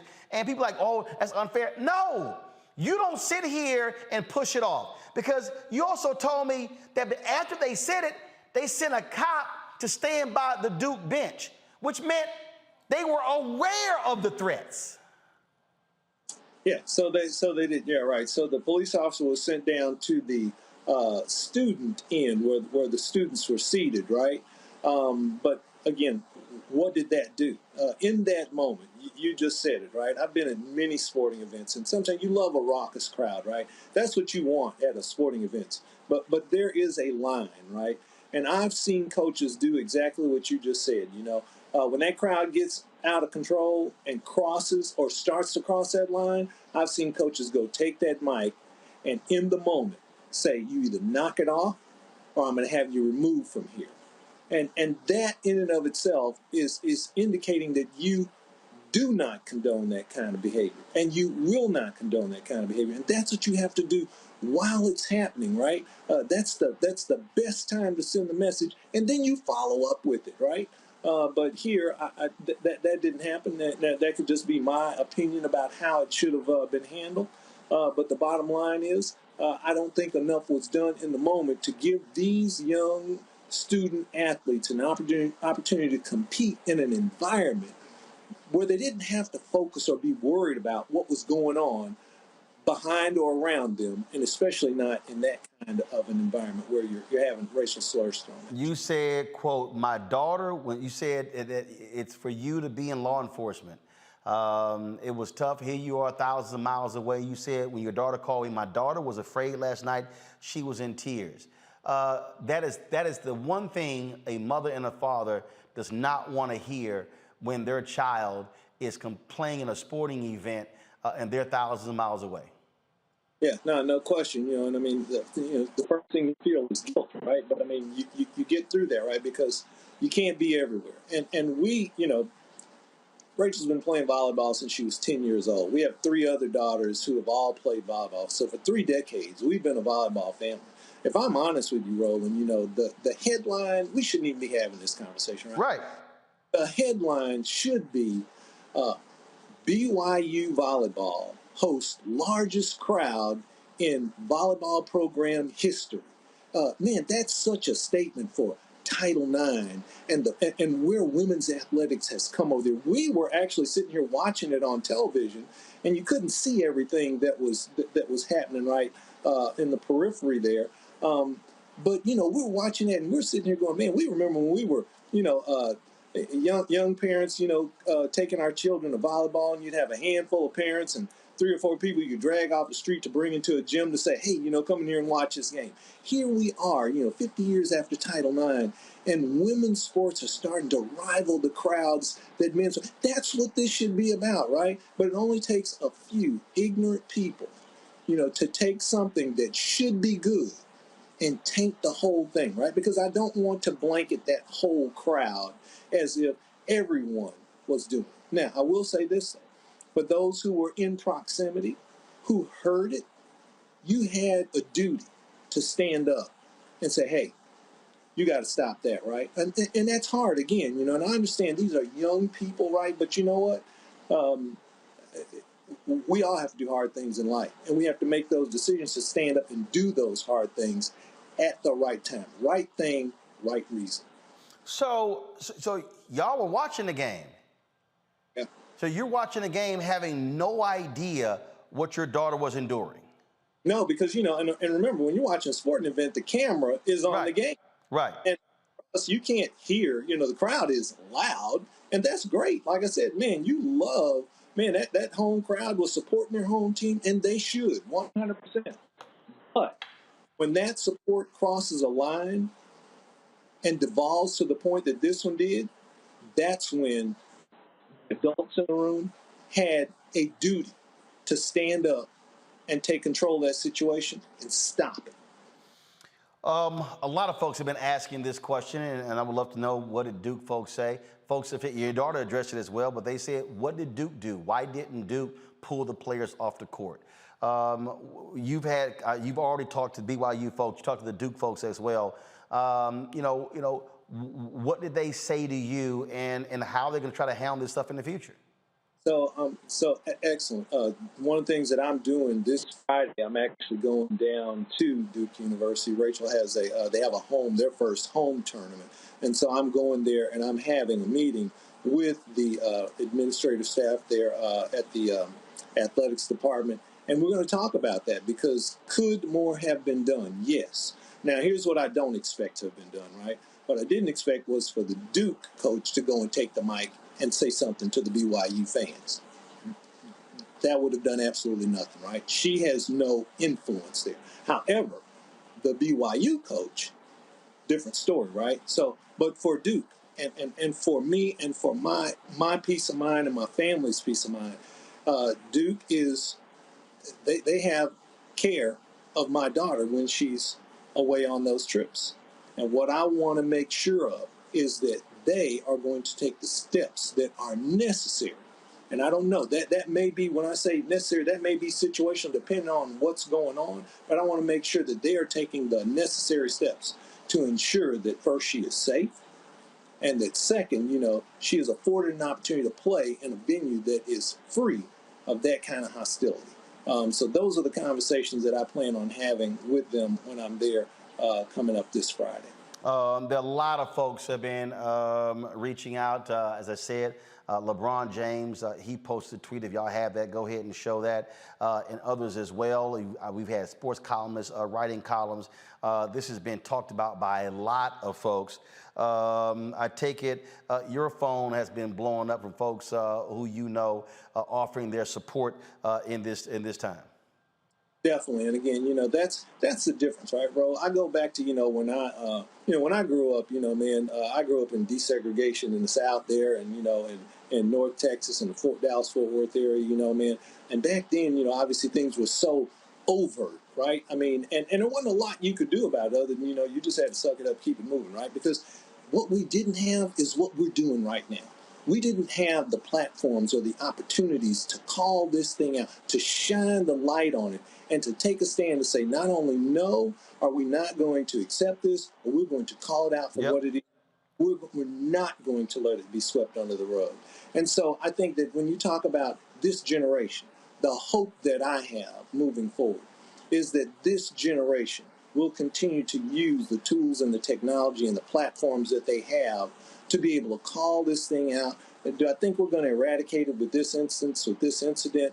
No, racism is alive and well in this country, unfortunately, and this isn't going to be the incident that's going to eradicate it. But we must take every opportunity to address it whenever it rears its ugly head, and we cannot let ignorance have a pass. We got to call it out for what it is every time we see it and ensure that it's not allowed to fester and grow. And I think that until we start doing that all together, it doesn't have to be one individual. We can all do it together. This was the tweet LeBron James sent to Lisa Pamplin. Tell your goddaughter to stand tall, be proud, and continue to be black. We are a brotherhood and sisterhood. We have her back. This is not sports. Hashtag strive for greatness. Hashtag more than a volleyball player. I don't know. You can let us know. Has LeBron reached your daughter? So I don't believe that they have spoken directly, but I will. Well, just know I did send an email to the NBA commissioner as well as the deputy commissioner, Mark Tatum. He's a Kappa, but forgive him, saying I will definitely connect him, and as well as some other players who knows LeBron. But go ahead. Yeah, no, she did have an opportunity, though, and some of her friends, right, young men who played on the Duke volleyball team or on the Duke basketball team last year. Guys that went in the first round in the draft, called her, reached out for her, touched her. I think she'd heard from guys like Kyrie Irving and some other guys. That kind of support has helped her, to get back and kind of, she was overwhelmed over the weekend, no question. And today was the first day of class. So, she was really having to deal with a whole lot. But that helped her to know that she has that kind of support. And interestingly, as well, I want to give props to the Ryder volleyball team who agreed to play the third game of a tournament, which they traveled over 2,000 miles to go and play. Right, this is one of the biggest, a big preseason tournament. You're playing the number 10 team in the country, and that's what you want to do. You want to play the best competition. Well, they agreed to play at that off-site location at a high school. They went 2,000 miles. Not to just play at a high school in Provo, Utah, with no fans, but they did. So I want to give them some props. And the other thing they did, which really, for me as a dad, it really it warmed my heart. They wrote the number 3 on their shoulder and played the game in support of Rachel with the number 3 on their shoulder. Now, we won that game, and I appreciate that. But I appreciate the fact that, those young ladies took a stand and said, hey, you know what? We don't want to go back there either.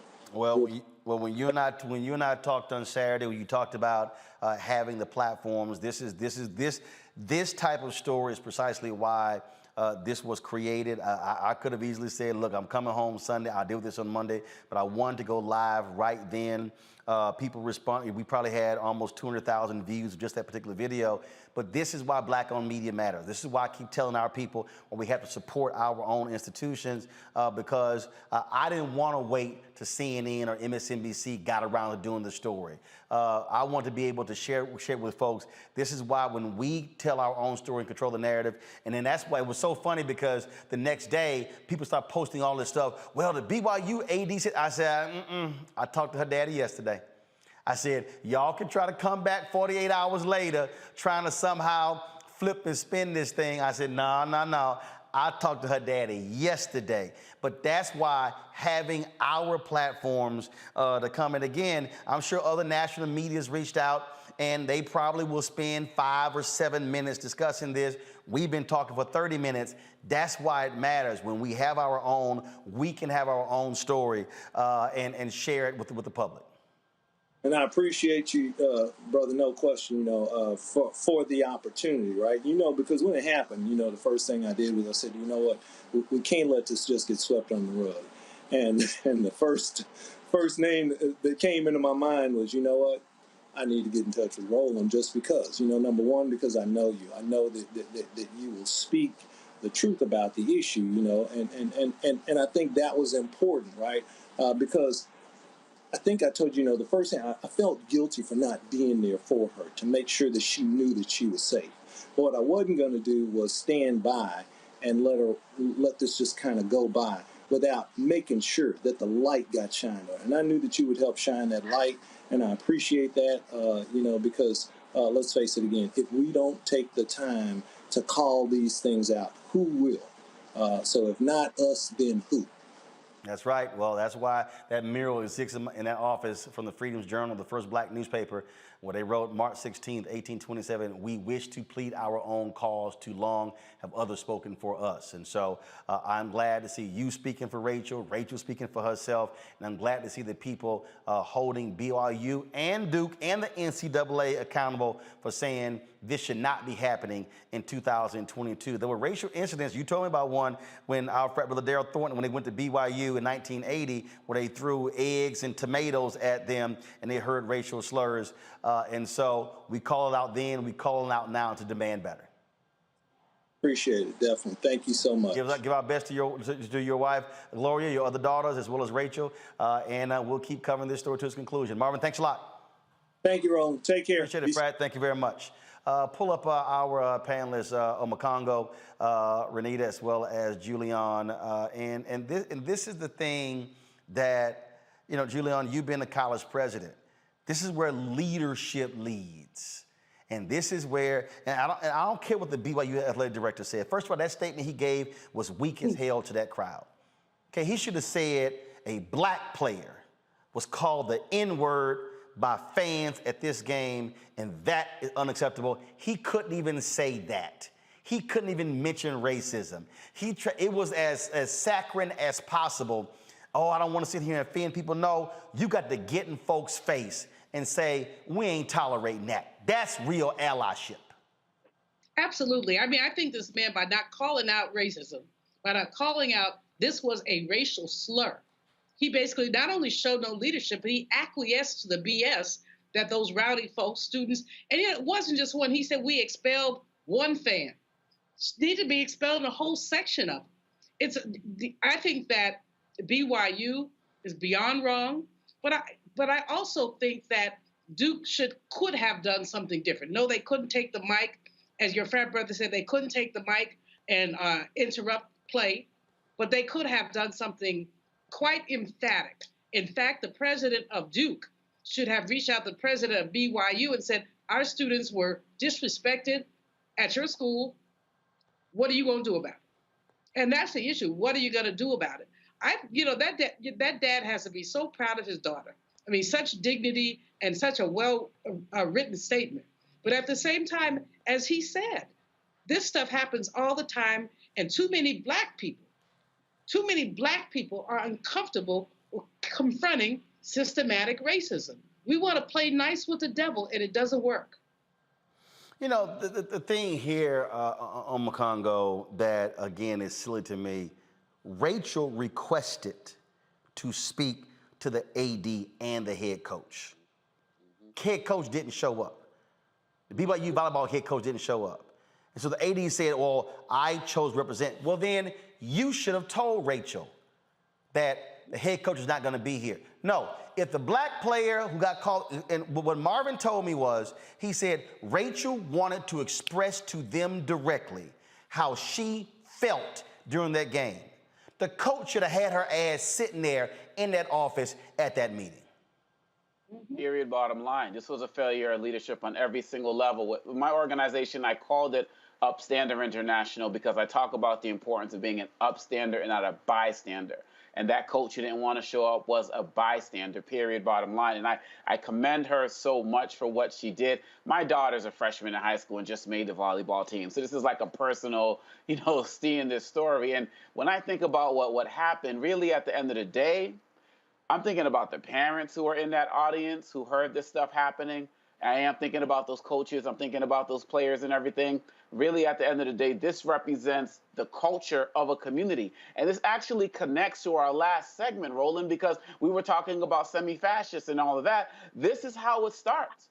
when people say stuff, throw out slurs and throw out these things, and they don't get challenged. And these guys become the politicians, the teachers, the leaders, and so on and so forth. They need to be challenged and metaphorically hit in the mouth when those things happen. Let's be mindful of the fact the police, from what I understand from the story that you sent us, Roland, the police officer was not put by the bench because of the racial slurs, but because that same guy said to watch your back. So we're talking about an actual possible threat of actual violence to be done. And that continued to happen because nothing was done in the beginning. And so those BYU players should have challenged it. And look, I commend everything the Duke players did. But this is not the 60s, right? We celebrated Bill Russell and so many of these other brothers and women who had to play through these different times, and we get it. But nowadays, if those Duke players decided to walk off the court, this country would have had their back. The world would have had their back. And so everybody has the ability to stand up and challenge this ignorance and hate. All of this lies on BYU, but those players who are on the Duke team as well, walk off. We throw out guys from NBA games, right? If they say something snide to a player or disrespect somebody's wife. When Russell Westbrook got into that argument with a player, with a fan, they got rid of him and banned. They throw these guys out for less. And they need to do more to protect our sisters in these venues and all athletes, because it's only going to get worse if it doesn't go unchecked. So I commend the dad. I commend Rachel. I commend what's happened. But you said more could have been done. In that BYU community, you had the light shown on you and you showed who you truly are. You need to do better, and the world is watching. And bottom line, Renita, as I said, BYU wants to make this about one guy. No. Multiple fans use racist language. And you mean tell me ain't no video? Ain't no audio? You hit the nail on the head. It's not just one person. BYU is a Mormon university, and if you know anything about the Mormon religion, it's public knowledge that they run a whisper campaign that anybody with darker skin is inherently evil and pretty much has no shot of going to heaven. So if you look at demographics of BYU, less than 1% of the people who attend that university are Mormon. So what I'm saying is BYU has got to do more than just say we're committed to ending racism at BYU. We're committed. Racism has no place here. Yes, it does. And you're going to have to do the hard work to really try to, if you want to separate yourself from what the Mormon religion has been.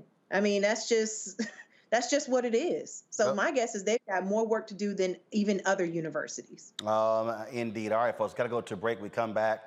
What the hell is going on at Florida A&M University? 20 players were ineligible to play their game against North Carolina. The president is apologizing for failures. The football team is like, say, dog, you got to do more. We'll break that thing down next, right here in Roland Martin Unfiltered. Hey, y'all heard what Marvin had to say? This is why we have to have our own platforms. This is why we created Roland Martin Unfiltered, 4 years ago, we created the Black Star Network a year ago. Download our app. I went live. If y'all missed me going live on Saturday, I went live. You would have got notified immediately. The Black Star Network app, all platforms, Apple phone, Android phone, Apple TV, Android TV, Roku, Amazon Fire TV, Xbox One, Samsung Smart TV, and of course, support us with your dollars, man. Look, y'all, seriously, we're fighting this good fight for the advertising dollars. We ain't got CNN money. We ain't got MSNBC money. We ain't got Fox money. We ain't got Byron Allen money. But you know we do have? A daily black news show. Can't nobody else say that. Nobody. What we're doing here, Essence not doing, Black Enterprise not doing, Ebony not doing, Byron's not doing, Blavity's not doing, Revolt's not doing. I could do a roll call. And so your support absolutely matters. And so when you give, you make it possible for us to do what we do. Checks and money orders can go to P.O. Box 57196, Washington, D.C., 20037-0196. Cash App, $RM Unfiltered. PayPal is R Martin Unfiltered. Venmo is RM Unfiltered. Zelle is Roland@RolandSMartin.com. Roland@RolandMartinUnfiltered.com. Let me give Christique a shout out. Terry Green, Patricia Blackwell, Let me also give James Simmons, he said, the best black news show. Appreciate it, my brother. Brittany Hanshaw, Letitia. Let me see here. I got some Valdor Ross, Albert Williams Jr. On Zale. Thanks a bunch. Carolyn Jackson, Cassandra Hammond, Keith Bullard, Richard Pettigrew, Harry Alexander, Mike. Let's see here. I got some other folk I'm going through here. Let me see. Cedric, Nissan, thanks a lot. And I'll do one more before I go. Let's see here. I'm looking for some folks because we got Cash App, all different platforms. Oh, Ainsley, let's see here. Let me see. I got one more. I know I saw it. All right, I'm gonna find it and give the shout out after the break. We come back. We're gonna talk a man off script, but Scotty about Florida A&M. What the hell are y'all Rattlers doing in Tallahassee? You're watching Roland Martin Unfiltered on the Black Star Network. Back in a moment. When we invest in ourselves, we all shine. Together, we are black beyond measure. Hatred on the streets, a horrific scene, a white nationalist rally that descended into deadly violence. White people are losing their damn minds. As an angry pro-Trump mob storms the U.S. Capitol, we've seen We're about to see the rise of what I call white minority resistance. We have seen white folks in this country who simply cannot tolerate black folks voting. I think what we're seeing is the inevitable result of violent denial. This is part of American history. Every time that people of color have made progress, whether real or symbolic, there has been what Carol Anderson at Emory University calls white rage as a backlash. This is the rise of the Proud Boys and the Boogaloo Boys. America, there's going to be more of this. Here's all the Proud Boys, guys. This country is getting increasingly racist in its behaviors and its attitudes because of the fear of white people. The fear that they're taking our jobs, they're taking our resources, they're taking our women. This is white fear.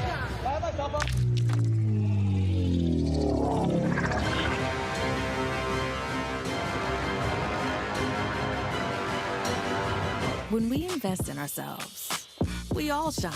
Together, we are black beyond measure.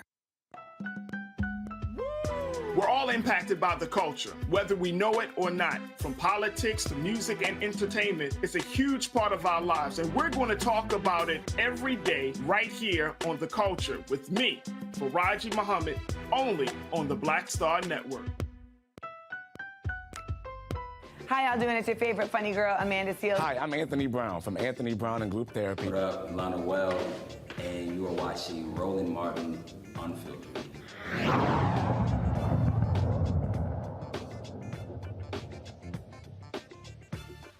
All right, y'all. So over the weekend, some all kind of drama took place with the Florida A&M football team.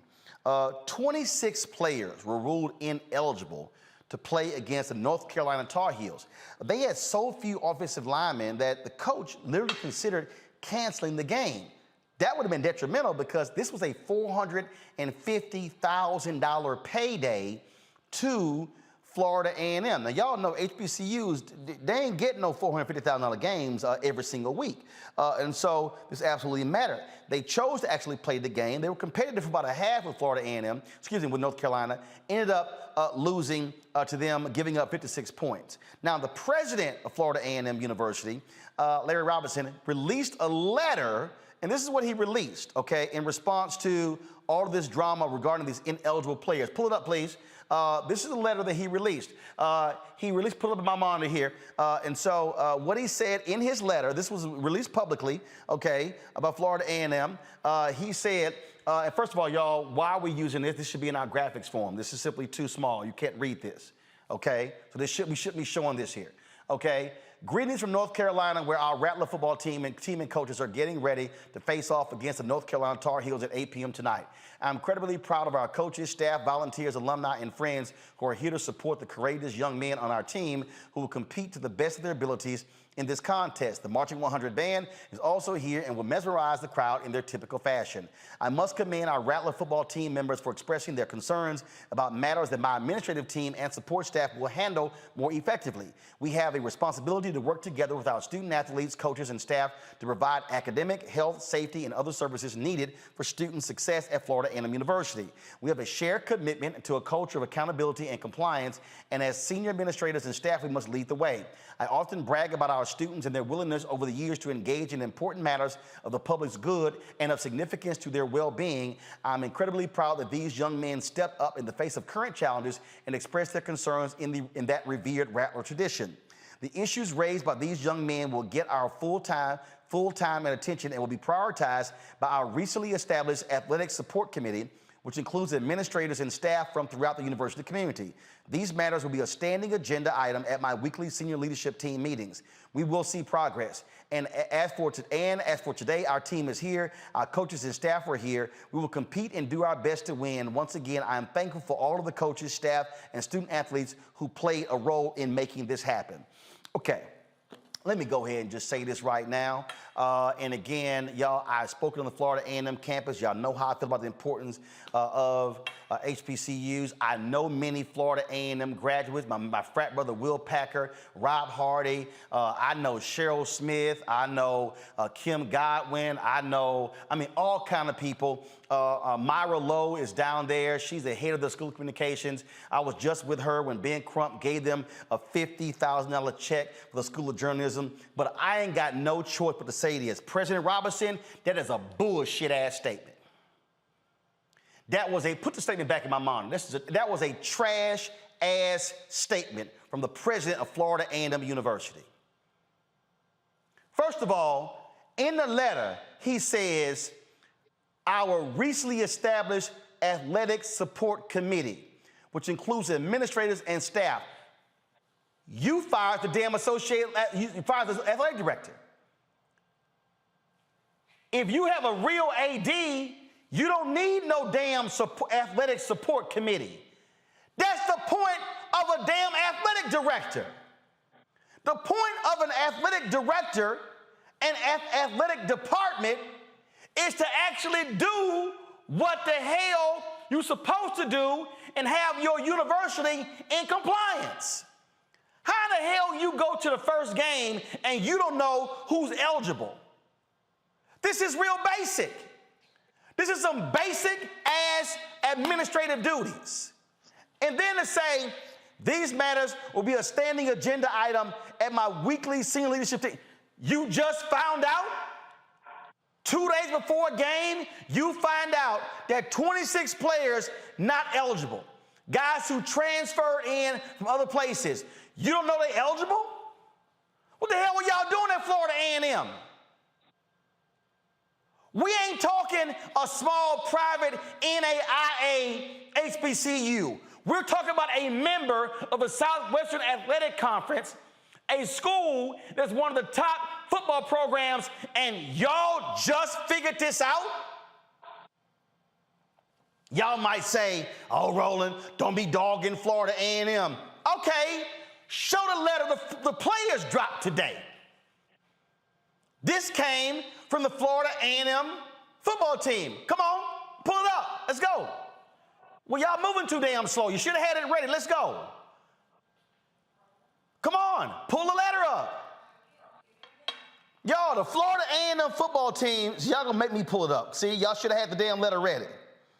The Florida A&M football team dropped their own letter in response to what the hell the president had to say. And in their particular letter, they like, yeah, we got some concerns here, Mr. President. We got some concerns with what y'all doing and how y'all operating. Let me see if I can pull it up right here. It's dumb. And I don't care. The president can be pissed off at me all he wants to. Fine. Call me. I'll be happy to take your phone call. But this don't make any sense what's going down at Florida A&M. So, y'all got a letter? Okay, well, come on. This don't make no sense. Y'all could have had the letter and put it up on the screen. All right, okay, so let me go ahead and read this letter, okay? Let me do this here. Let me do screen sharing so y'all can see it, okay? So let me sit here and do this here. All right, here we go. So this is the letter from the team, all right? They say our campus partners, put it on my monitor, also share responsibility in this fiasco. During the admissions process, several of us had to submit academic transcripts, letters of recommendations, and immunization records multiple times because prior submissions were either misplaced or never forwarded to the proper department. Stop. How in the hell football players got to submit multiple documents because you got folks who don't know how to sit here and actually get it right? Again, this is what happens when you fire the AD. This is what happens when you have a department that is simply, y'all should have the graphic up on y'all end. Come on. All right? This is what happens when you fired the AD and you ain't got no control in your doggone department. This makes no sense to me, y'all.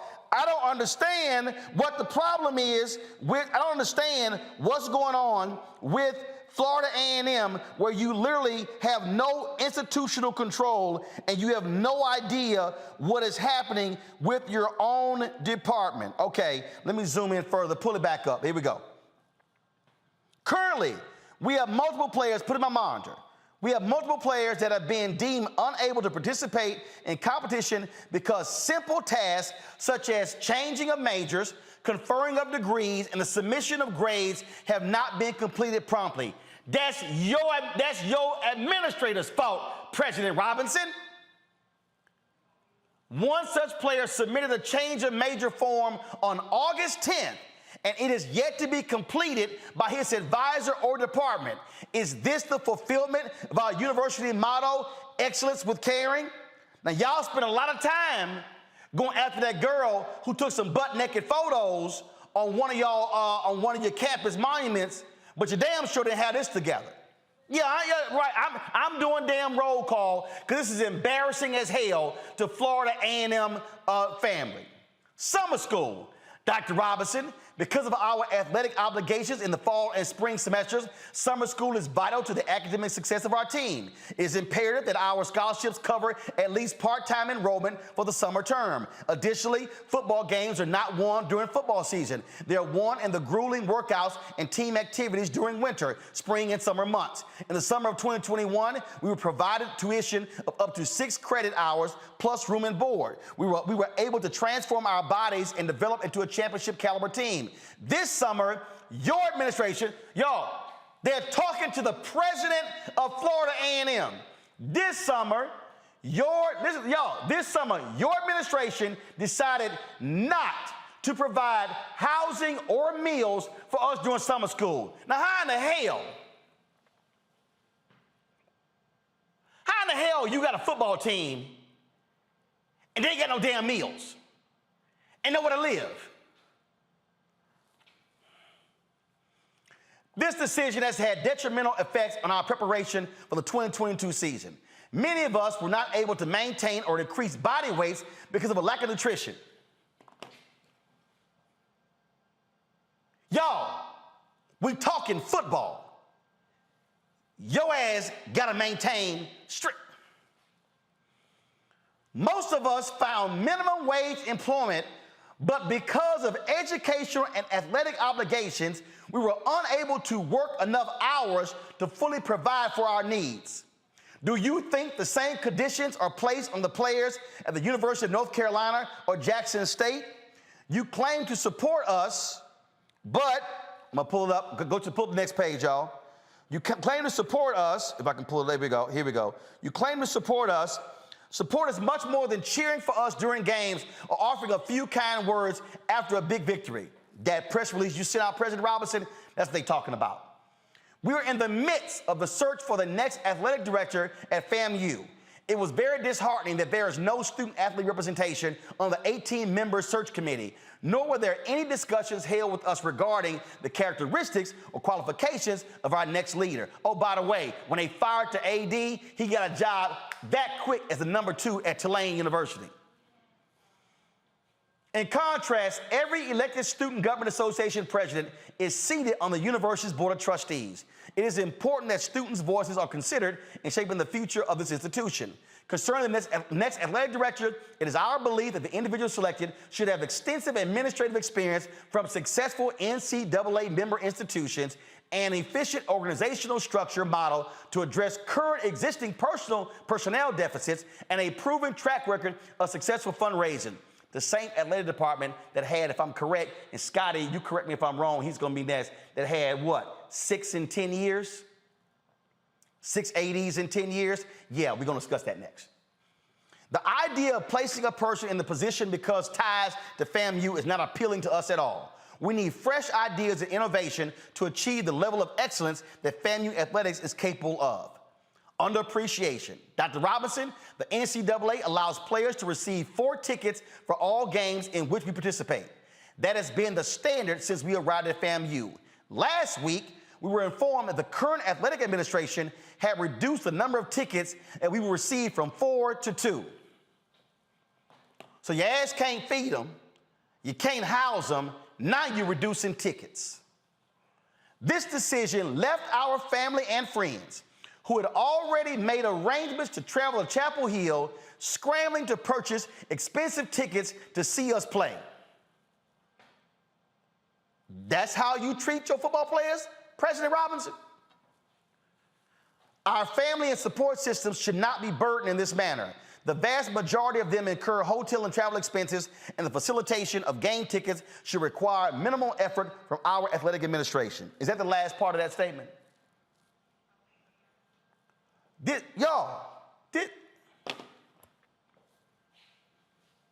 Bring up our script, Scotty. Y'all, he's a contributor to the Black Star Network. The SWAC been tripping with his YouTube channel, and so they've been blocking him for stupid, petty-ass reasons. And so luckily, he's about to get his YouTube channel back. And SWAC, y'all keep playing games with Scotty. Don't worry about it. I hit some higher-ups at YouTube because y'all tripping. Oh, yeah, don't think I ain't going to call somebody at the top of the food chain. Y'all keep playing with the brothers because y'all don't like his criticism. Scott, this is stupid right here.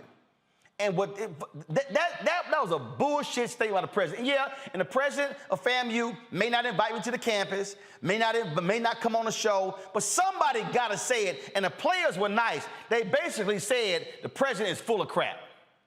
Absolutely. And see, you missed the last section. I think the last section is the best section. I got it on my computer. It says, I'm going to find it. Go ahead.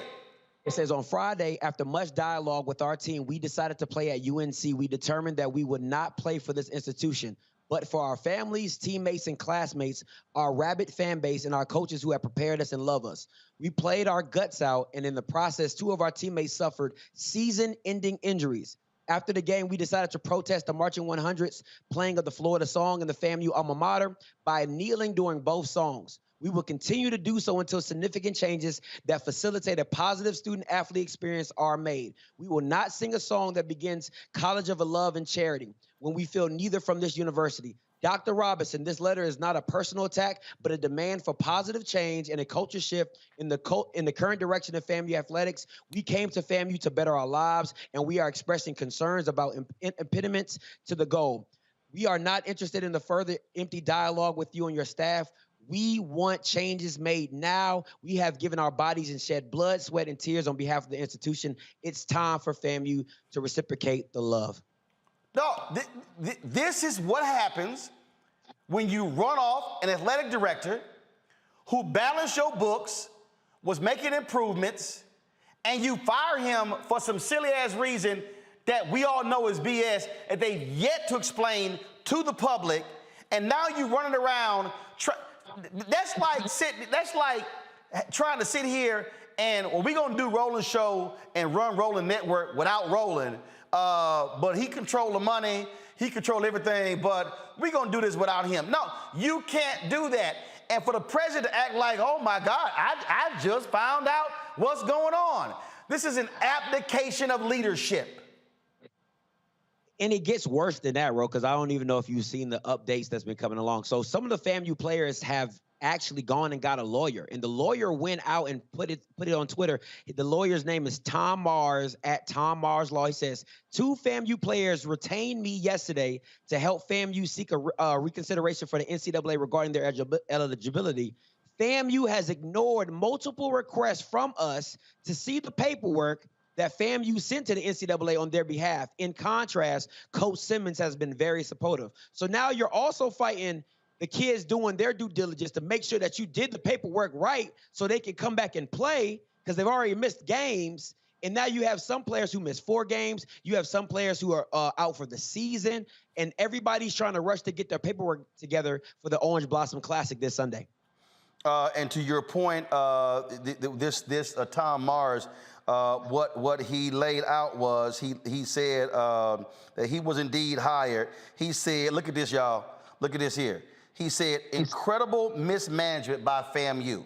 Most, if not all, of these players followed the direction of their advisor to the letter. If the NCAA needs a pound of flesh, they should take it from FAMU and let these guys play. And you have leadership who's acting like, and it praises them. Oh, the band's here. We ready to play. Oh, my goodness. We all ready. Hey, dog, this was no time for some cute-ass little statement. Absolutely. And what makes it even worse and what people have to really realize is the kids actually did it for the school, because even though they say the fans, if you break a buyout, if you break a contract where a school is supposed to pay you $450,000 on the day of the game, I believe the return penalty was that FAMU would have had to pay North Carolina $500,000 just for them missing that game. So in return, they saved FAMU a big check that they could not cash if they didn't play the game. And here's the deal. Those players did not have to play that game. They could have said, we ain't playing. And now FAMU had to cough that money up. So you're right. The players saved FAMU's ass. And you're not seeing the reciprocity coming back to FAMU players. I've had conversations with some FAMU players to where they're saying they're bunking up. They're bunking up with other teammates. They're bunking up with females at the dorms. They're not allowed in the cabs sometimes because they don't have money for food and things like that unless the coaches are with them. And you know, a lot of people talk about, oh, you need to come back to HBCUs and do it for the culture, but you have kids that are currently on campus sacrificing their dignity, sacrificing their ability to play at other schools just to stay at FAMU and to deal with all these things going on. And you can't have a president that's not standing up for his players and his football players, letting them just lay with the wolves or just feeding for themselves. It's just ridiculous. Yeah, look, I know Julian had to go call her back because I really need, she was the president of Bennett. I just need her just to weigh in as a former HBCU president. Makongo is there, Renita is there. Makongo, this is an abomination. That statement from President Robinson, that is not leadership. Look, everybody knows you, Roland. You always say if you do good, I'm going to talk about you. If you do bad, I'm going to talk about you. Either way, I'm talking about you. And this is, I mean, goodness gracious. This is a lack of leadership once again, on every level. And schools are supposed to be places where they are creating leaders of the future. They are not only jeopardizing these men's athletic careers, they're jeopardizing their academic careers and their future professional careers. These brothers are going to have to spend time probably going back to summer school, taking extra classes, probably going to have to take more jobs. We don't know what's going on with any of their type of financial aid or loan or grant status as players. He is potentially destroying the lives of these men for years to come. And we already have issues enough with HBCUs as it relates to getting them the funding that they need and the respect that they need and that they fight for every single day with real leaders and real athletic directors and real presidents who are busting their behinds every day for our young people. And this is a failure at every juncture. And I'm so glad you played the letter of the students, because without that, so many people are just going to go by what President Robinson is saying and say, oh, well, these kids should be thankful just to get an education. education and they're working with them. No, he's destroying their future, and this is disgraceful. We talked about what BYU did on the other side with the racism and everything, but this is homegrown ineptitude that's coming from our own people that is destroying the lives of these brothers, and I commend them for standing up. And as you said, as off script, they could have cost FAMU $500,000 by not showing up, but they're still there, still showing the character, still showing the spirit, still showing up for the school, showing up for their family, showing up for their community,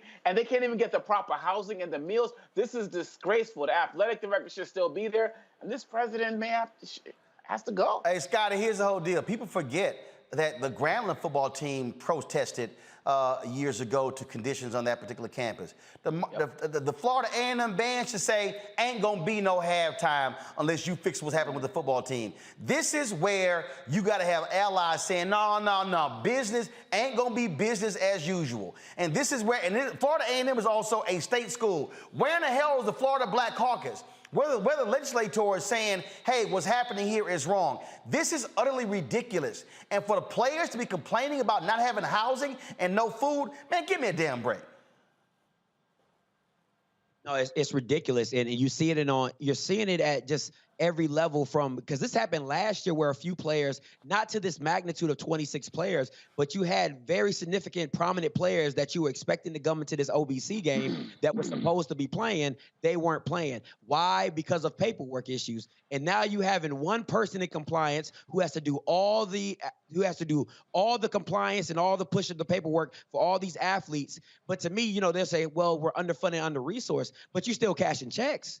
You still getting paid on the 1st and 15th. So you're okay to spend the money, but you're not doing the work that's required to get the check. So something has to give. You either have to come out and ask for help publicly and say, hey, FAMU is leaving me without the resources to do right by these kids, because you being in silence, to me, just says that you're adding to the problem. You're just hiding it and hoping you wouldn't get caught, but you got caught. And Renee, here's the deal. These HBCU students ain't playing. We saw protests at Howard University over dorms. We saw it happening down there in Atlanta. We see it happening at Lincoln University. Tennessee State, not Lincoln University. Tennessee State over housing. These folks will go to social media and call your ass out. They ain't playing that whole game. Yo, don't criticize us because you'll make us look bad. No, you're making yourself look bad. No, this is terrible. It's egregious, and it's also unbelievable. And the reason I say it's unbelievable is because we all know that HBCUs are struggling, usually struggling financially, but some of these problems are not even about money. That's what's so unbelievable. It's like they could just do better. And it's just such bad timing, too, when you've got now unprecedented attention towards HBCU athletics with everything that Deion Sanders has done. Like, this is the wrong time for all this. And so, like Amakambo was talking, he was saying that, they're really ruining their lives. I was thinking the same thing, because they could have gone to a white university and been treated this poor. Like, this is it's just unbelievable. And it's embarrassing. And as somebody who grew up in Florida, I just absolutely hate to see that this has happened to FAMU, because FAMU is a well-loved HBCU. It's important to the state. It's important to our culture. I mean, it's just unbelievable, and it's unacceptable. Hey, Scott, I'm gonna give you the final word, but I'm gonna say this here. President Robinson, you need to come on this show. You need to sit down. Don't just try to, he needs to do a live stream where he is addressing these issues, where he's addressing these football players, and what he should be saying, what that little weak-ass press release should have said is, I've told my administrators you got 72 hours to fix the problem. Not, oh, this is gonna be on my agenda at my weekly meeting. First of all, that's you saying, we're gonna let this thing continue for weeks on end. Nah, from the football players, ain't no game. Ain't no game. Ban, we ain't playing. Shut it down, send that kind of message to the administration.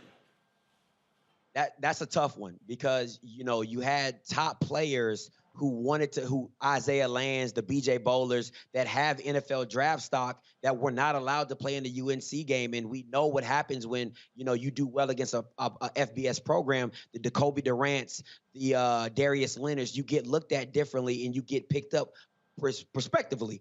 But this is the thing. I have a good friend who's a FAMU. He's a legacy. His mom and dad both taught at FAMU. His name is Kofi Hemingway, and he said numerous of times that they need a town hall meeting. They need to have President Larry Robinson in the middle, and he addressed all the questions and concerns from fans, from alums, from sports to athletes, all of it, because you can't sit up in your room, you can't come down for the press releases and the pictures and not deal with the real issues that are going on at FAMU. And I hope somebody holds them accountable, and we'll see where it goes from there. All right, so this is real simple. So y'all can spread the word. Florida A&M football team and students, I will bring Roland Martin Unfiltered down to Tallahassee and host that town hall. We will live stream that town hall. Not only to our platform, we'll send to the Florida A&M YouTube channel, their Facebook page, to the alumni page as well. So if y'all the football team, if y'all want to do that town hall, y'all give me a call. Email is roland@rolandsmartin.com. I will bring this show down, and we will actually do that and take every question. The president should stand there unless you show up. All you gotta do is call. That's what's up. I'm gonna definitely clip that, and I'm gonna put it all over my YouTube. They definitely gonna make that happen. And that's what happens when you own your shit. Simple as that. Scotty, y'all, subscribe to All the Scripts YouTube channel, please. Let's get those numbers up. Scotty, I appreciate it, man. Thanks a lot. Time roll. All right, folks, gotta go to a quick break. We come back, we'll talk sickle cell. Pfizer's $5 billion commitment. We'll tell you about it next in our Fit, Live, Win segment on Roland Martin Unfiltered on the Black Star Network.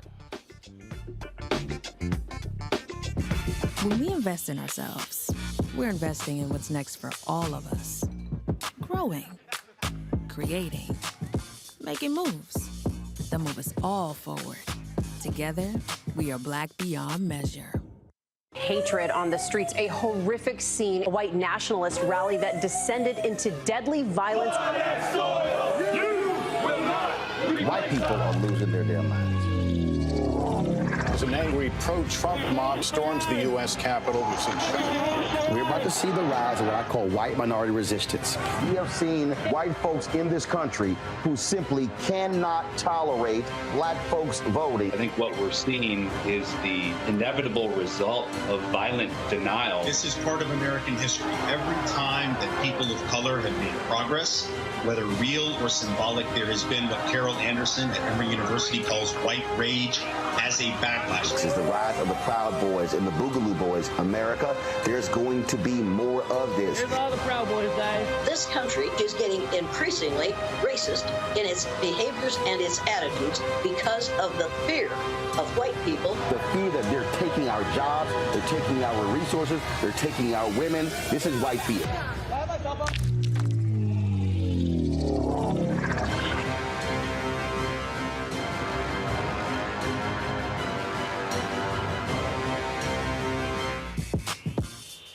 When we invest in ourselves, our glow, our vision, our vibe, we all shine.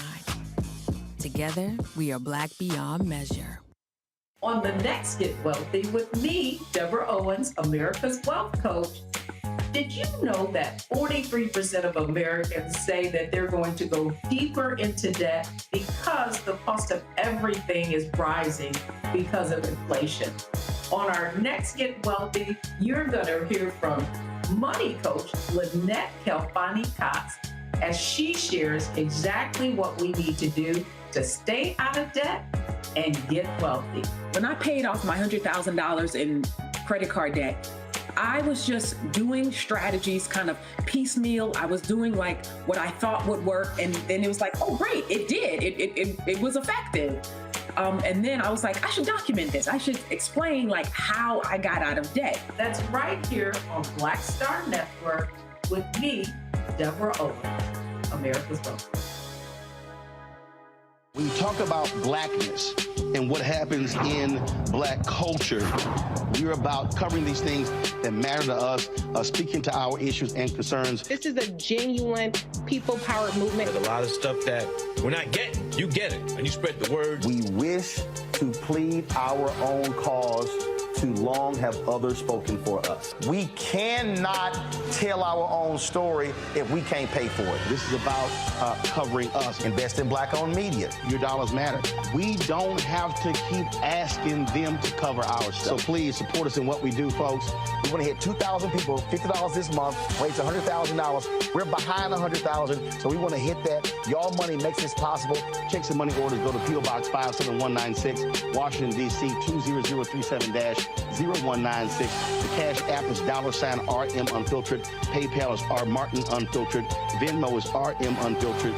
Zelle is roland@rolandsmartin.com. It's Kim Whitley. Yo, what's up? This your boy Ice Cube. Hey, yo, Peace World. What's going on? It's the Love King of R&B, Raheem Devon, and you're watching Roland Martin Unfiltered.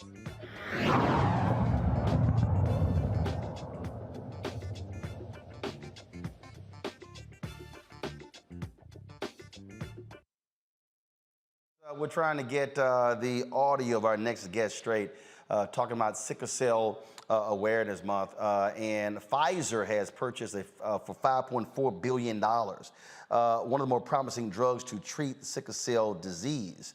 We're going to talk about this with Darren Watts. Where are we with Darren? Okay, so let's do this here. If we don't get Darren's audio straight in the next 30 seconds, we're just going to rebook Darren for tomorrow. But let's see if we can get Darren. Can you hear me? I can hear you, Roland. There we go. Me. Darren Watts, y'all, is a senior advisor for the Black Women's Health Imperative here in D.C. Darren, how major is this Pfizer purchase of this drug? How will it impact Black folks in sickle cell? I got to tell you, Roland, I'm happy to see anybody, whether it's Pfizer or others, investing in sickle cell. I'm happy because it's a sign of progress. I've been hoping to see new investment from the private sector and to see more R&D investment, the seed investment from the government to treat and cure sickle cell disease, because this is a disease that's been underfunded and really underappreciated, underloved by our government and by just historically for all kinds of reasons. But if they're spending $5.4 billion, there's concern. Is it going to be a major charge to folks with sickle cell to get the drug? What have you learned about that? I haven't talked to Pfizer at all about what their pricing policies could look like or anything like that. What I've been focused on is the fact that Pfizer, is looking to have a pipeline that's going to, help sickle cell disease patients.